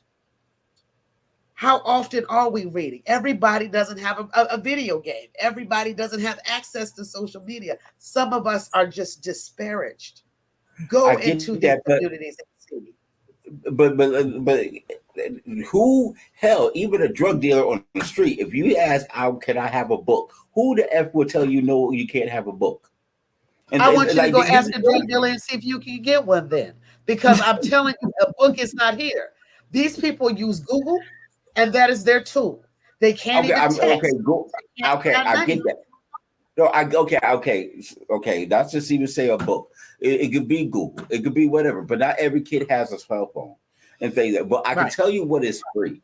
Okay, barring, I give a pass to those who live in extremely remote areas. Like, yes, okay. I don't want people to sit here and think situations. And let me, and because I have to be fair. Okay, let me get both sides. We have access. Okay, a majority of the people here in the U.S. is over 72% is on the East Coast. For that case, we have access. But even with that, there is maybe one library and somebody maybe 40 miles away. Okay, some people still have to drive 2 counties away just to go vote. Okay, so let's just be real. I get that. And so there's that. There's situational where, hell, some kids are going to get beat. Unless it's going to school, you get beat if you go out the house. You got food. You got other issues going on in society. Don't get me wrong. I'm not despair. And it's very damn hard to learn when you're sitting there freaking hungry and you don't even know what you're going to eat for that day. If you ate the previous day. There are millions of kids, unfortunately, dealing with that. So I do recognize those situations. And that's just a small microcosm of all the situations that's potentially out there. I do recognize that. But that is not every case. And at the same time, we have to do our job. Okay, it is by law. People still do not know that it is by law that if school is shut down, the FDA and its people are required to still provide food for your children. But we did not go out there and sit there and say, demand to have the tools to give us for the children. And if you couldn't do that, we could have easily said, you know what, the local corner store, cook all the food we can to help the kids and the local people, and the government give you money. There's plenty of corner stores in the bigger cities and there's local cities, the chicken shop, whatever. Okay, give us some food. Here's the kids, and give them the money and things. What's wrong with that? There's no excuse. Who are And those for our kids stores to owned hungry. by? There's a lot of excuses. We don't own those stores. And a lot But of I'm those saying, stores and so, and if you know that's something we can do, They then get I didn't everybody. know that. So I'm saying, how do we put that in the community so that happens? How do we make sure that they're hungry, not hungry? How do we make sure that they get a bedtime story? How do we make sure that they are not illiterate? How do we make sure? Because we're I, passing them through. Well, I can give you the answer. I got plenty of them. First and foremost, we need Okay. to go back to certain things. I do believe we need to start getting our kids to bed early, decent time, so they can get up early, so we can go ahead and get the kids to school. They can have breakfast. Okay, and we have to. And some kids like I don't want to eat this, and another. But you know what? Habits change when they start seeing it at home. So if we get up and start having breakfast with our children, spend that few 5 minutes of time with our children, or if you can't, and express to them the importance of that, a breakfast is something. And whether you eat a banana, a piece of fruit, whatever, we need to go back to providing breakfast at school.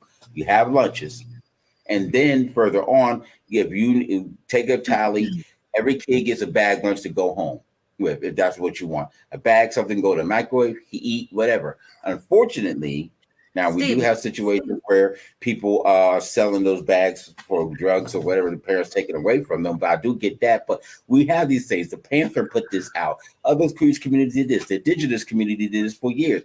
Hell, we did it during World War One. Okay, so it's not an unproven practice. We did allow it work, but we allow corporations to get in so they can sit there and say, okay, we want to provide the lunch for the schools, so you had to buy by this, but we're going to pull back instead of the local communities or wherever, or at least the Department of Education saying we still going to provide a breakfast, lunch, and dinner to our children. Sorry, Miss Cook, sorry. quick question, Stephen. All of that Yes, is ma'am. beautiful. Did you grow up in a two-parent household? Or did you grow up in Mm, a single parent household?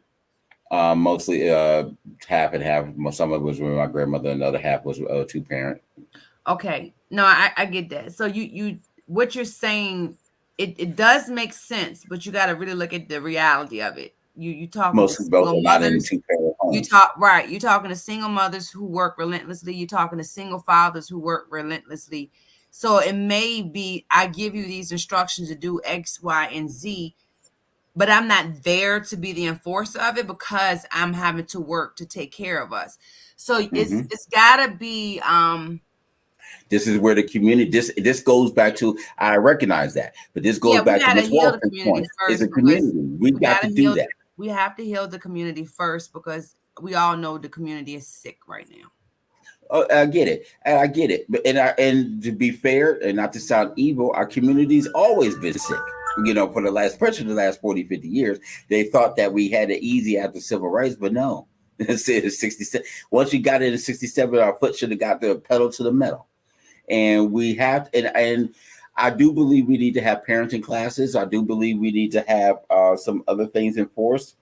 I do believe that, okay, we have to work together. For example, we know parents got to work. We know two parents got to work, but not everybody is working. Everybody got their lane to work with. So we knew if this group would work, so this group get to school, this group passes along to the other parents. So we all have some type of system to working around and things like that. For example, That's true. okay, But we before you go knew. deep into that, brother, I do have to go. I've been pinging you for the last 45 minutes and you are Okay, I'm long-winded. sorry. I'm But no, sorry. I'm it's sorry. okay. I love it. Like I would love to come back for a round two of this. I need to connect with you, sister. I really need to connect with you. And Oh, She Crystal, charging. absolutely. I get you. I yeah, do and not. We can. I want Crystal's information too, because I would love to support her program, and Oh, possibly introduce her to other community leaders. oh yes, Um, she just posted. She said there needs to be an increase in parenting classes, community centers, or schools yeah, because there's a lot of parents who just don't know how to parent or too embarrassed to ask for help. Yes, she that's is, fabulous. Absolutely. and then she says nice to meet you, very much so, and things like that. And thank you as well. Yeah, Definitely. She's you want to talk about an energized button? That is it right there, and a lovely smile, and things like that. A wonderful family. I'm going to So give I Stephen all definitely. my information for you. okay, all right, So cool beans. it was so Well, wonderful to meet you, Queen. It was so wonderful. Miss likewise, Cook, and I look please forward to before the you future. It's be bright after all. Say that again, Stephen. I'm sorry. Before you go, please give my rule. Everybody got to tell how to contact and spell your name and all that things because not everybody went to Sesame Street. Okay, so my name is spelled right there on the screen for those that want it in chalk. And I can be reached the same way. All my social media is Tandlin Cook. I represent me at all times. So Instagram, Facebook, Twitter is Tandlin Cook. Yeah. And then inbox me like direct personal information because I don't share it with the world. Giles, Harrison, Jones. You might see some other last names. That don't matter. At least you say I'm experienced in the right way and I still have my sound mind and pure heart. So you definitely experienced the right way. We don't know, but we're definitely. You know what? I'm not doing this for Stephen Sykes. Not Nayday. It's not going to do it. But yeah, I'll continue the conversation though. I think you should set another one up. I think we should have a series of this and talking about. We're back. We're back. Okay. I don't know if you knew, but we're back. This is our 10th show, 10th, 11th, something like that. I've lost count, but we are back and things like that. So we're gonna try to get it back going and see how it goes. And then of course, anybody. Donate and stuff, please feel free. But thank you. I'll finish up with Miss Walston here, but Miss Tandlin, I'll get you Miss Walston's and Miss Bennett's and contact information. Perfect. Thank you. This makes my heart feel great. I love this. My cash app. You need my fee. Okay. And now I'm going to exit the room. See you later, Mr. My fee. I want dinner. I'll come and get my plate too. And I'll drop off a bag of clothes. I think you set me up. You're on one tonight. Oh my goodness, you are showing out. She now before the record crawled in, she cut herself off. I didn't cut her. I did not cut her. I did not cut her. My hands was up here laughing. I didn't cut her. Yes, she was wonderful. The queens are always just wonderful and just and breathtaking. I love it. So yes. Yes. I thank you so very kindly and things. I'll make it back. Wow. I'm very to finish up, it's some valid points here. But the one thing I've been blessed, had a lot of tragedy like everybody else. But I want to let the world know that and I say this as not a bragging type of way. I've been incredibly blessed. To have known, and not just to say I know, but to speak their name, but I do truly know all these individuals, famous, non-famous, whatever. They're all famous in my heart, in my mind. But to be associated and call all of everybody friend and loving, I joke and tease, but I know I can knock on the door and they'd be like, "What the hell you doing here? Get in this house." But other than that. But I will get fussed at, and sometimes I wonder if it's fussed out of love or just to be ready for a beating. But it's all love. It's all love. It's all love. It's love. I very grateful with the level of intelligence that our guests over the years and currently have been involved in, and I want to say thank you to you all. I will say it every week in every show for the here to the highest mountain. We been recognized. We won a couple of awards, but it takes time and funding to this thing. And please, if anybody feel free to donate, you'll see our Cash App, our Venmo, our Zelle, and also feel free to email us at Enliven, ENLIVENGM @gmail.com. Miss Walston, please, your final words, Queen. As always, these are just wonderful moments to just have adult conversations, true conversations. I love the fact that we don't have to agree on everything, but we respect each other's place and position. I think it's necessary, especially for us as a people, to let other people see that we can have these conversations, that we can be civil, that we don't have to agree, but we all come from different places. And I appreciate you so much for just allowing me a place on this platform with you and your guests, because I'm absolutely humbled by it. And I just want you to know, again, thank you. Thank you. It means a lot because, granted, yes, I know the debate may be the more popular subject of the week. And I had some people that told me I need to let that be the most prominent subject. But it may not have worked well for some, but for me and my spirit, I have to talk about what's meaningful and what's more impactful. Excuse me, and I'm not saying the debate was not impactful and very important, but the subject about the kids, especially with the recent shootings, here it is, it's barely not even a month in school, and we got 3 weeks in school nationally, and all of this foolishness. Really, Yes. the Yes. shootings, the From a guns, 14-year-old. Like we need to be concerned. A 14-year-old, and it's not like he's our youngest, but when our babies are 14 and they think about harming, they are in the moment of being malice and they want to cause whatever, get rid of their pain and put it on somebody else. We need to pray. We need to uplift each other because there is a concern and we need to do something and, about it. And it's not just the shootings, it's just the weapons or guns, the thing. We talk about the shootings, we think about the number of weapons and fights in school. Right. Last count, it was like over 300 or something reported. That's just been, some of it did not even get reported. We all know that there's way more than what to be reported because the principals and teachers are trying to do something. Because we know that, and every kid's different.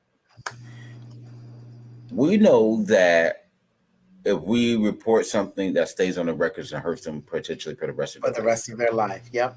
And you don't know, we know some kids that there's a child, and I'm not justifying a weapon, but we know a kid who'll bring a knife because they're hurting and in pain and somebody was bullying them or whatever. We know some that just bring a knife because they scared and somebody's seen it in their backpack and or their desk or whatever because they don't know what's going on. But I've seen kids bring something to school and they weren't trying to hurt anybody at school. They were scared because they were, the person they were picking up was going to beat them up or possibly rape them. Just allow they walk home from school, Had to whatever. walk home. Yes. Mm-hmm. There's just a lot that goes on. So it's not a blanket statement when it comes to these weapons, but it's the Yes. fact that we had to have this discussion. We have now the last 20, it's been over 20 years. How long has been Columbine? I don't want to just say Columbine. Columbine, but even It's been then, over 20 years. Was that 7/4/2000? It's something been like that. maybe almost 20 or something like that. Or Right. 24. But we've We're now in that just, realm. right. But just even that alone, even 18 years, 17 years, we have now lived a full cycle from birth to 18, having to Yep. learn the trauma of having to learn to protect ourselves for school shooting. Now, for those of us who While grew up learning. in, right, while learning. Now, those of us who grew up in some hard areas initially, yes, that's been the way of life from the jump. But now everybody has to go through it. Right. And this is not something you're going to sit there and say, oh, it started off with black people. No, don't start with that mess. We have to do better. And even with the conversations that we've all had on here, it's not about whether we are, is important. And I want, one of the bigger things for me is that we disagree on some things, but the thing about it is we all agree that we need to fix, and we all agree that we're willing to try at the very least.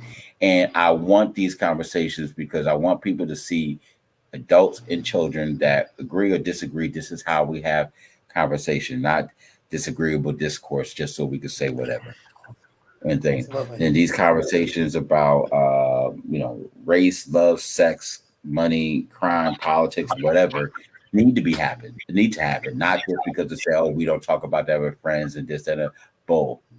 Because this is why we do not know how to communicate with each other, and our level of communication has sunken so low that we can call each other racial things and hate, and it's okay. And this person is okay to be the highest level of land because of hate. What does that say about us?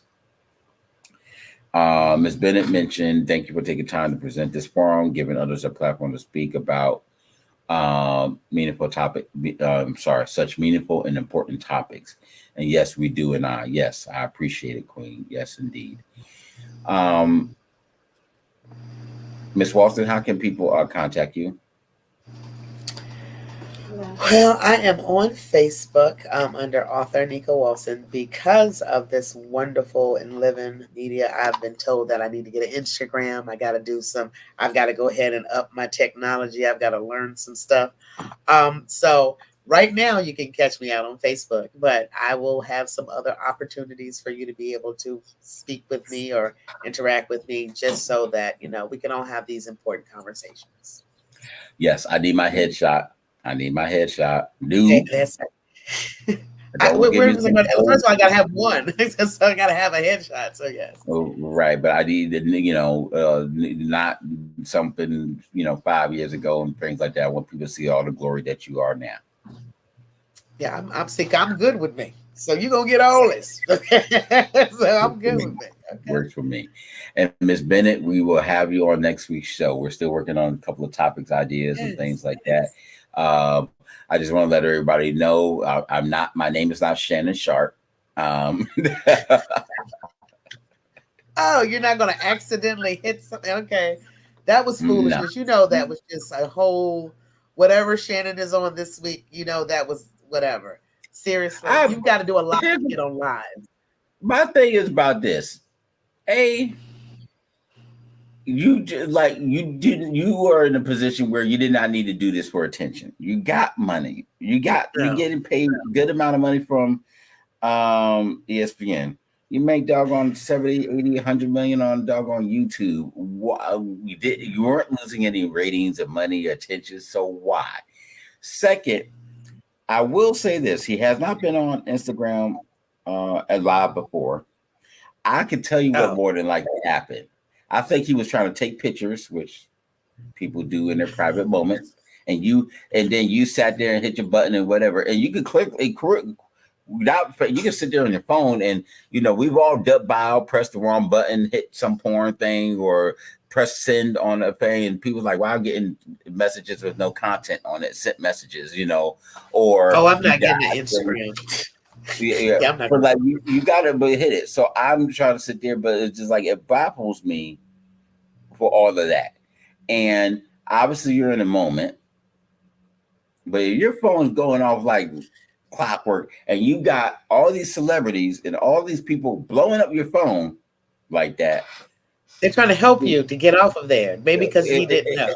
Exactly. Like at some point, someone, and I feel very bad. There's another victim in the situation here. The woman that he's with, we all know her name is Michelle. How do we know And that? So he said that he did say her name. yeah, several times. And Oh, that's I feel, wow. yeah, and I feel very bad because now her personal space and name and privacy is put out there. We don't know her situation. But you And didn't see her so body. I thought it was just wood or something. You couldn't actually no, see no, them. You just no, heard them. no, yeah, but you still the name. So anybody named Michelle that's associated with him, we don't know is just a friend, lady he's dating, could have been in just a one night stand situation. We don't know. But But he the said, thing, okay, so Stephen, that listen, he said her name. Nobody right, can see their body. Guess what? She'll be okay. She right, will but be okay. I just as a gentleman, okay, and as a guy Oh, that's as a gentleman and as a man with domestic violence, people now there are people who do this on purpose and don't and put that woman's name, that person they're being intimate with name out there. That's a level of domestic violence. Now, obviously, that was not this situation, but that happens. So right. it makes me think of that. There's intimate They had partner. too much to drink, getting freaky on Instagram. He hit the wrong button and they started hollering like hogs. That's it. It's not, that's it. That's it. Call it what it is. Yeah, Foolishness but it over just 50. right, but it's just I just as a gentleman, and some people want to Mm-mm. laugh and call me weak, whatever. It's just as a gentleman, I just You're try not to. weak. I just, being part. If someone's going to spend that time level of intimacy with them, they deserve their private. They deserve their privacy and my privacy. Unless that's something they want to do, there's OnlyFans. Help yourself. But it's just a little bit different. And the last thing, did you see that video of Nick Cannon and Dr. No. Cheyenne? No, I didn't. Maybe I need to go there and watch it. What was it on? What was the topic? Yes, basically, Dr. Chayang got called him out about his behavior on with these children and local, and then his behavior about it was how he reacted to it was very, very, very poor. In fact, we're gonna Let's leave it for next week. Are you going to watch it now? We talk about it next week. How do you want to do it? Let's watch it right now for a quick second. I'm going to present this and things because I think it needs to be, and it goes to the level, since we talked about children and things, it needs to go to that level because I think it just is bad. Let me put this up here. Uncomfortable, but it's work. It's become a superpower. But you've learned to survive in it. You're not thriving in that. There's not a thrive. That's not thriving. You're surviving in that. Okay. And so anytime you are surviving and not thriving, there is no cape. There is no superpower. There's no superpower in a lack of mental health. And there's no superpower. But it's worked for me. Like you said, I mean, you know why it worked read for you? me well. You know why it worked for you? Why? You know why it worked for you? I'm going to go there and it's probably going to be, okay. Go ahead. This is what we wanted to set the first. We got 2 minutes left in our first session. With all due respect, seriously, to all the women that you've encountered, ladies, I'm saying this. The reason why it's worked for you is because you have chosen and to prey on low functioning women who don't have the emotional intelligence. No, I'm going there, who will allow you to do that, Nick. And when I say allow, it's not a control thing. When I say allow, I'm not saying that she sits across you and says, this is what you won't do. You're crossing a boundary. Nick. I disagree. Yes. This is why I didisagree. I mean, one, because you're going to make sure, but you got to go in protection mode too. But even what I'm saying, because you could say from all the high value women that I've ever I didn't say high value. But okay, I'm giving compliments. But I'm just saying I'm like, wait a minute. For the people who are even of them being, because first of all, low functioning woman will allow you to function low with them. Nick, you could not function that low. So this is Nick, everyone's low functioning at some point in their life. You could not function low with a woman of my functioning, not because I'm superior. Not because I'm superior. Listen to me say this really quick. Not because I'm superior to any other woman, but because I do have leverage. I've been in my field for 17 years, so we get that. But I've done the work, meaning you won't have an opportunity to get hostile with me, and you may want to flee, but fleeing would not get you a payoff with me. Wait a minute. I'm not the hostile individual. That's my point. Did you hear what you just said? We said the same thing. You would never have the opportunity to get hostile with me. Yeah, because I control myself. Hold on. Okay. I have full control of my, but in your sense, because that's what I'm saying, because even only reason I say what I disagree, because at some point we've all been low functioning. Yes. And we have to accept that. Yes. So to label that is like, all right, at some point everybody's going to be in their low state. Everybody's going to be vulnerable. Everybody's going to feel empty. But everybody's going to yearn something. And when it comes to relationships, the beauty of a great relationship is where I'm weak, you are strong. So therefore, I have dealt with some people that balance me and are equally yoked. And at times, have I been manipulative and prey on certain things? Yes, because I'm a man. Right. And but not all men do that. We don't want to blanket all men. And all men do not prey and manipulate. Not all men. First of all humans prey and manipulate, but in a man in a relationship, not in a praying way. If I see that I can say, okay, I feel like I need this and this person has this, I'm going to do and say whatever I need to do to get that. But Nick, again, law of attraction. We attract who we are despite of who we think we are. You used the word, you said women who are equally yoked to you. Yeah. Equally yoked comes in many different facets. 100%. Balance, if anything. They have been equally yoked to your low functioning dysfunction that you have learnned to survive in. Because I use my tools to because first of all, you're acting as if I'm entering every scenario with the full me, and we all, every time someone meets someone, you're meeting their representative.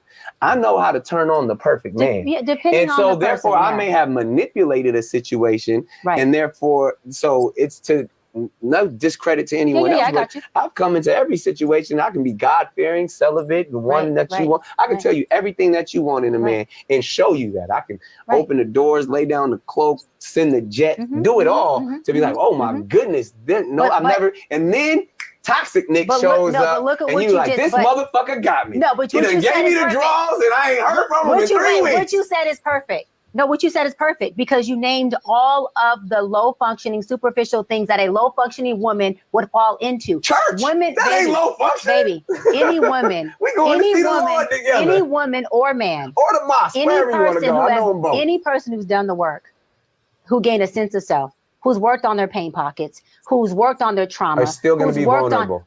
They're going to be vulnerable. They're going to yearn. And late at night when you're sleeping alone, you're going to go, I wish I had a strong man. They're going to be imperfect, but that person would want a strong, healthy, functioning man, not a low functioning man. A nigga with some good hands. Not a low functioning man. No, that's what I'm saying is the difference. But every woman, you can't, Doc, you can't sit here and say that. But you're speaking from your experience, which makes it better. I'm saying, because your experience of these women is that they fall short for a jet and a good meal and a good man who says he goes to church. And some strong hands. And let me go further, and probably a big penis. But okay, you said it, not so me. let me go.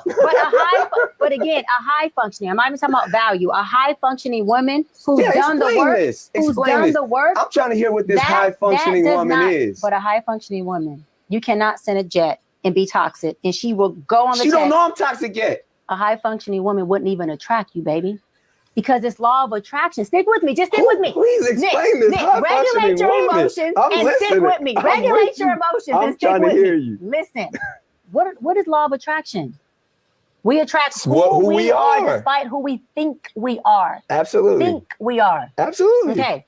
So a high functioning woman is not going to attract by default. By her calibration, she's not attracting a man who is not perfect. The man has got all kinds of mess. So does she. But when it comes to the level of her calibration and functioning and mental health and doing the work, she's going to attract that at which she is, that at what she leads with. So let me say this. Do I get on private jets that I pay for myself? Absolutely. Have I had a man do a wonderful, beautiful things for me? Absolutely. Have I had rocks and this and caught off weddings? Of course. But let me say this. Prior to me doing the work and being a high functioning woman, I attracted low functioning men. Hold on. So you're saying you're a high functioning woman who attracted low functioning men? No, it's not what I said. I said prior to me doing the work and becoming a high functioning woman, my low functioning self attracted low functioning men. Hold on. You know why I attracted them? Because I needed low functioning to feed low functioning. Okay, hold on. A low functioning man cannot feed a high functioning woman, and a low functioning woman can't feed a high functioning man. And so what I'm telling you is there is no equally yoked there. If I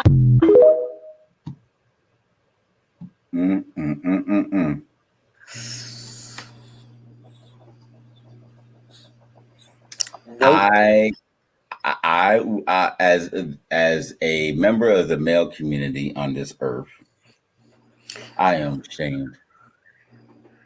Ashamed of who? I'm ashamed of.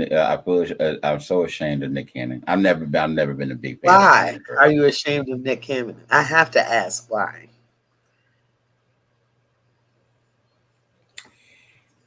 You so busy over talking, trying to talk and be defensive or whatever, to dismiss it and make it a joke and be whatever for her, a jokey joke. When she's coming at you from a spiritual, she's trying to talk to the king in him, not the fool in you. And you did not give her, for a man that got 12 children of God, 7, 8, 9 different women, and in and out of these things, and going back to have another kid with, or the third in some cases, you couldn't give her the time to respect, whether you disagree or not. You did not have to be disagreeable. You could have gave her the respect, look her in the eye, not sit back, lounge, and just stand there and be all dismissive too, because she's taking time out of her schedule to speak to you and the audience that you're serving. And whether you agree with her or not, you owe her the respect. And you did not do that. That's disappointing. And people are going to call her dismissive and call her she's wrong, or he pays his money, this, that, and other. I don't care. Whether you agree with her or not, you deserve that respect. And I think that was very disrespectful. And you're teaching your sons that are, some of them are getting a little older now. And then you're teaching your daughter, the oldest kids, Moroccan and whatever with Mariah's kids, that this is how you treat women. And I'm sitting here, it's like you, and he sat there and told he's denying it, but at the same time told on himself of what he does.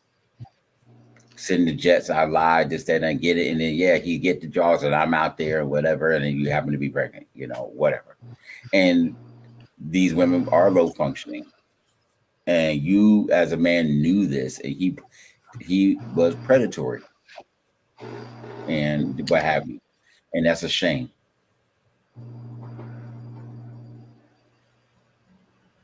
No, I am so sorry that I can't, because I saw a couple of things in there. I don't even know her position. I don't know who she was. Who was she for him? Cheyenne, Lord Jesus, she's a professional. Cheyenne Bryant. She's a professional counselor, and one of the ones that, she was on these other TV shows, reality shows, where they bring a counselor in to talk to the people and whatever the situation. So she's been on some several shows discussing life, wellness, women's shows, and you know how they are. You especially if you are a very attractive person, you're gonna make that in, so you're gonna dress doll up and all that type of stuff. But that gets you in there. But versus everybody else. But yeah, I forgot some of the other shows. But she's a psychology and a life coach. I remember that. She was a president of a local branch of NAACP, and she's been, a whole bunch of other different places as well. So she's well known in those circles and those higher level women, different women's circuits, business circuits that the Beautiful Me or some other a lot of those women in business leadership groups. She's a popular speaker among those areas as well. And she was hired to educate him on something. Is he going through something? Because I don't follow him, so I don't know. So did he ask her to come and talk to him about something? Yes, he asked her to come on the show. I believe it's his show, and she's a guest. And he has he had a talk show. Yes. Okay. And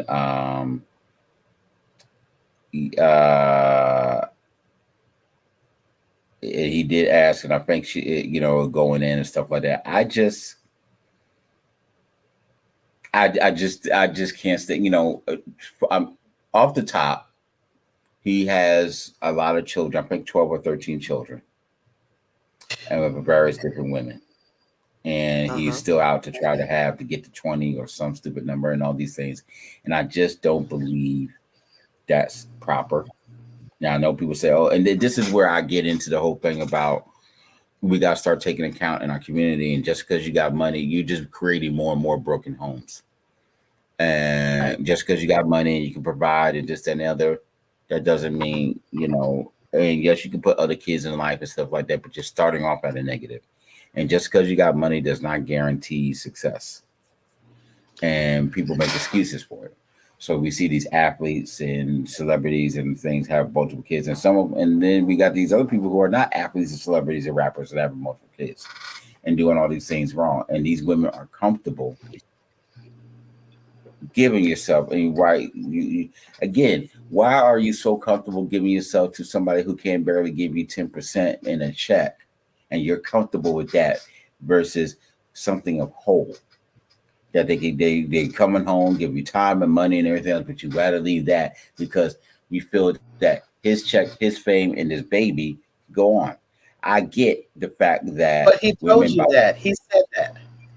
He said, I'm going to make you feel like I'm going to do all these things. I'm going to give you all these pipe dreams and promises. That's why. So I don't think it matters whether it's Nick Cannon or any man. If they're giving that 30 minutes of fame for that 15 minutes in the bedroom. But here's the problem. After that, why are we not using protection? How are we getting pregnant? How many times are we having this affair? Why are we okay with comfortable with having kids knowing he's got 15 other kids? That is low function. Right. And that's the whole thing. And that's my whole deal. And I just don't think it's just like it's cool to do all these things. And it just goes on for a fame. So he's a butt. Okay. Yes.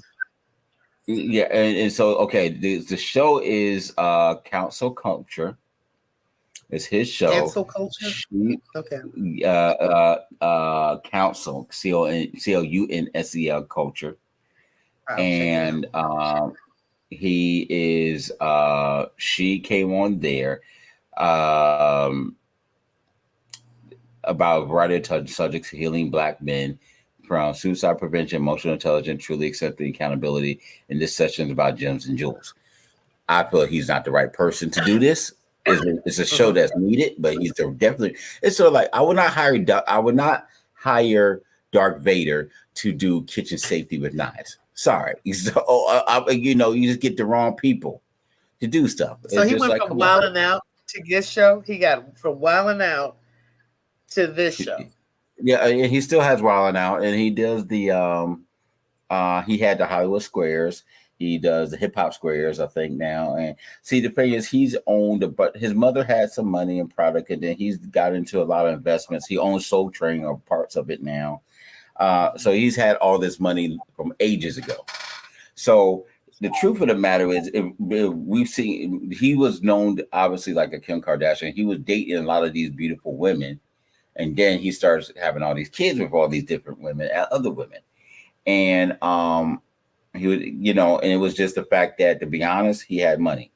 Because several of them say, like, if he didn't have the money, we wouldn't even fool with him because he's corny, he's crazy, he's weird, whatever. But he's dated these celebrity models. I forgot the first celebrity girl. I forgot her name. All these different things, but he did that, and it was going from there. But she came on the show, and the discussion came up about him and the situation with him and his kids and why he feels is this, and then he opened the conversation up, and that's when that came in back and forth. So that's how that started. Well, I just don't see him being vulnerable on I think it's all a show, because me personally and professionally, he would not talk over me because I would just let him talk. Like, sometimes just hear yourself. Like, if I wanted her to explain more about this low functioning and give an example of how, like, he wasn't going to let her. He wasn't going to let her. Right. Okay. Because I didn't see the whole thing. That's why I didn't have much of opinion. But yeah, I don't take him seriously enough to care. Because I guess I'm a high functioning woman. I'm not moved by anything he does. Okay. So that's just a lot of talk. You want to be seen, you want to be heard, you're attention seeking. Okay, little boy, continue on. Enjoy your show. Right. I just don't like it because there's this thing about Black people will podcast themselves to death in shows because everybody wants a show, everybody wants a podcast. And I get it. But it's just this stuff to do for fame and attention and stuff. This is who he truly is. I do know that. And it's a shame for things that's going on. I'm sorry, Miss Bennett. Please forgive me. The thing was a PR stunt. I'm sorry, pressing so fast. So this was a PR stunt. I didn't get to read all of Miss Bennett stuff. Yeah, I know. I messed it up. I pressed it too fast. Excuse me. Okay. We were talking about Sterling Sharp. The next thing was she's doing too much, and I wonder, did she really believe that she was saying what she was saying, or she was speaking to him based on her own values? She was low key attacking him for the way that he chose to live his life. I don't. Right. Here's my thing. Okay, but this is again where we talk about where were we going to stop sitting this and say, what, this is wrong. Instead of letting people, you live your life, but then you're affecting the decisions that you make affect other people. Okay, it's not just his life. And so I get that. This is what we talked about. When are we going to start stepping up and stop? Because the more we keep allowing this is why we're in these situations now. Because we're sitting there, they're famous, but we keep sitting there allowing this and stop saying, you know what, this is wrong. This is trash. And more importantly, stop letting this stuff get on TV. And because we're allowing so much of the trash out there, that's what's taking over. We can't get the good shows, the value shows. Even if we disagree, we still can't get quality shows. But we let the foolishness come up. And then again, because he's lived his life, oh, that's his life, let it be. We can't keep allowing that stuff in our communities. And because he just happened to be famous, but we know you work with plenty of people that got multiple kids like this all the time, every day. And my thing is, I'm not hating on you. My job is to sit there and say, where is this leading to? How are we going to do better? And that's my thing is that we got to stop. We got to stop just saying, okay, well, that's his life. Well, it's not just his life, but it's also, if I can't make a change in him, nor do I care to, my thing is to empower women so they don't function at his level. So that's what I'm talking about. So that is more important to me than dealing with that circus. That means that I need to have groups of women sit around and to corral around each other to understand their worth, to understand their goddess. I'm not going to pay attention to that. He can walk around like a fool. He can be a clown, but my sisters cannot. So I would spend most of my time in my community with my sisters, letting them know their value and their worth. That is a TikTok. This is real life. That's 30 seconds. Okay. I'm not going to give him that type of grace. No, and that's where I am. We're saying the same thing. I think we just speak, different coins, other side of the coin. But I agree with you. It's just a foolishness. Like you said, if he was a guest, he was out of place. But he opened that up. He is an attention seeker. She's enjoying the conversation, and then it's called Minding Your Business. For me, it's a wonderful insight on how not to live my life or make those types of mistakes. It's a teachable moment for me. Yes. And so here's my thing. I want to sit there and take this, just like what happened with the situation with Tyreek Hill. I went around to a lot of friends, and I didn't. Some others I know I don't need to because I know they are. But whether they were young or old, but with the children, young men and women, this is what you not do. The officers were wrong, yes. But there's a good chance it would never have gotten to that level if we would just sit there and you want to sit there and ring your mouth and act like a fool because you think you whatever.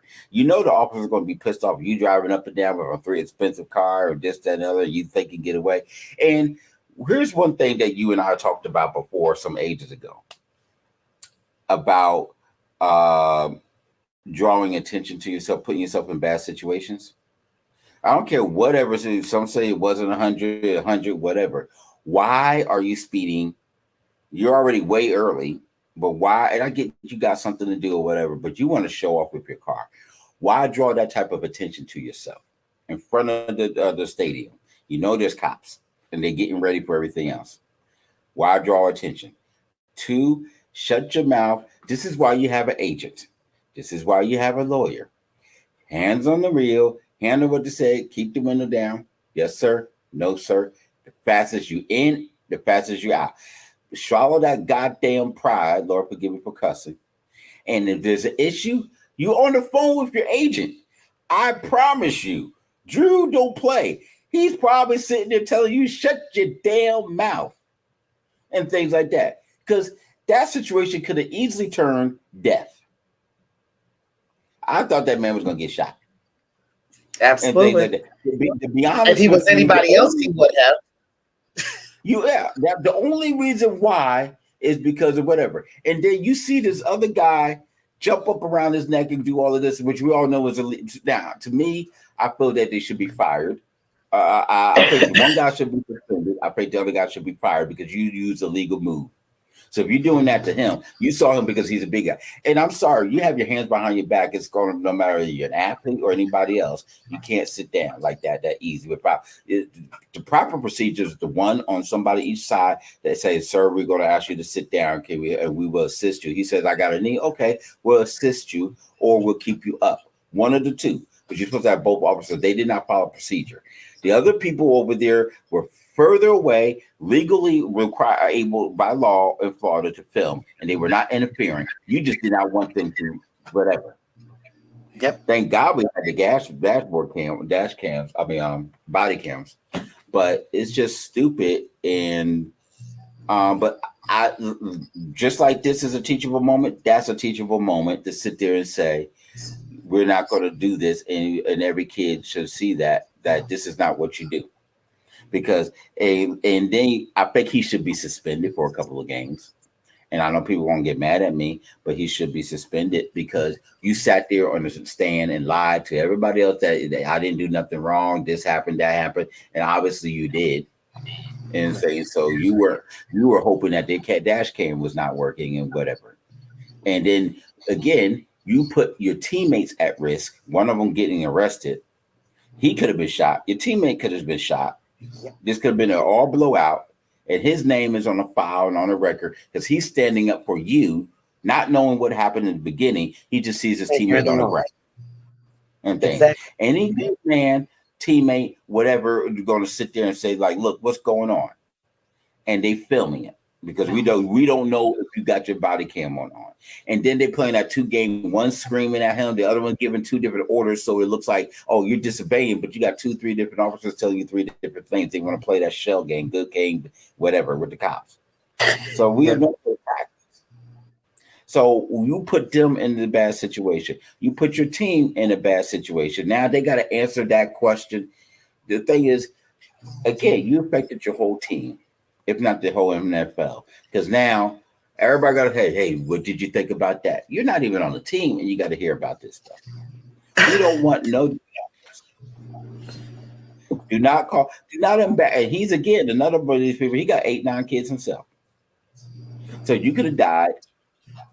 What could have happened to all his kids, right? And things like that. So this is the type of things that we have to step up. People get mad at me, but we have to step up and start calling these things out and say no more. This black culture of accepting foolishness is done. It's got to be done. And we have to step up. And I'm not about me being some hateful Republican. I'm definitely not. I'm just calling it what it is. And they just go from there. You send me all the nasty emails and everything on, and you can keep reporting me to Facebook all you want. But hey, it is what it is. I respect your opinion and things like that. I just at the end of the day, we're just about look. I want you alive so you can disagree with me, okay? That's good. That means you care a little bit. So yeah, exactly. You disagree with everyone, but I need you to be alive. I can't argue with you when you're in the grave. You know, that my grandmother taught me that. Said, can't argue with you when you're in the grave, so shut your trap and come home. That's your job. Because the longer the officer's there, the more trouble it will be. We all know that. You don't got to be black to know that. Absolutely. No color. So, yeah. Mm-hmm. But I get it. I do understand. But we're going to get out everybody's here. I know we went a little bit longer, but I guess it's one of those things that we say is necessary. But I appreciate everybody. And we'll look forward to next week again. My name is Stephen Sykes, go by Mr. LP, and we're here in Enliven Global Media. We'll be here.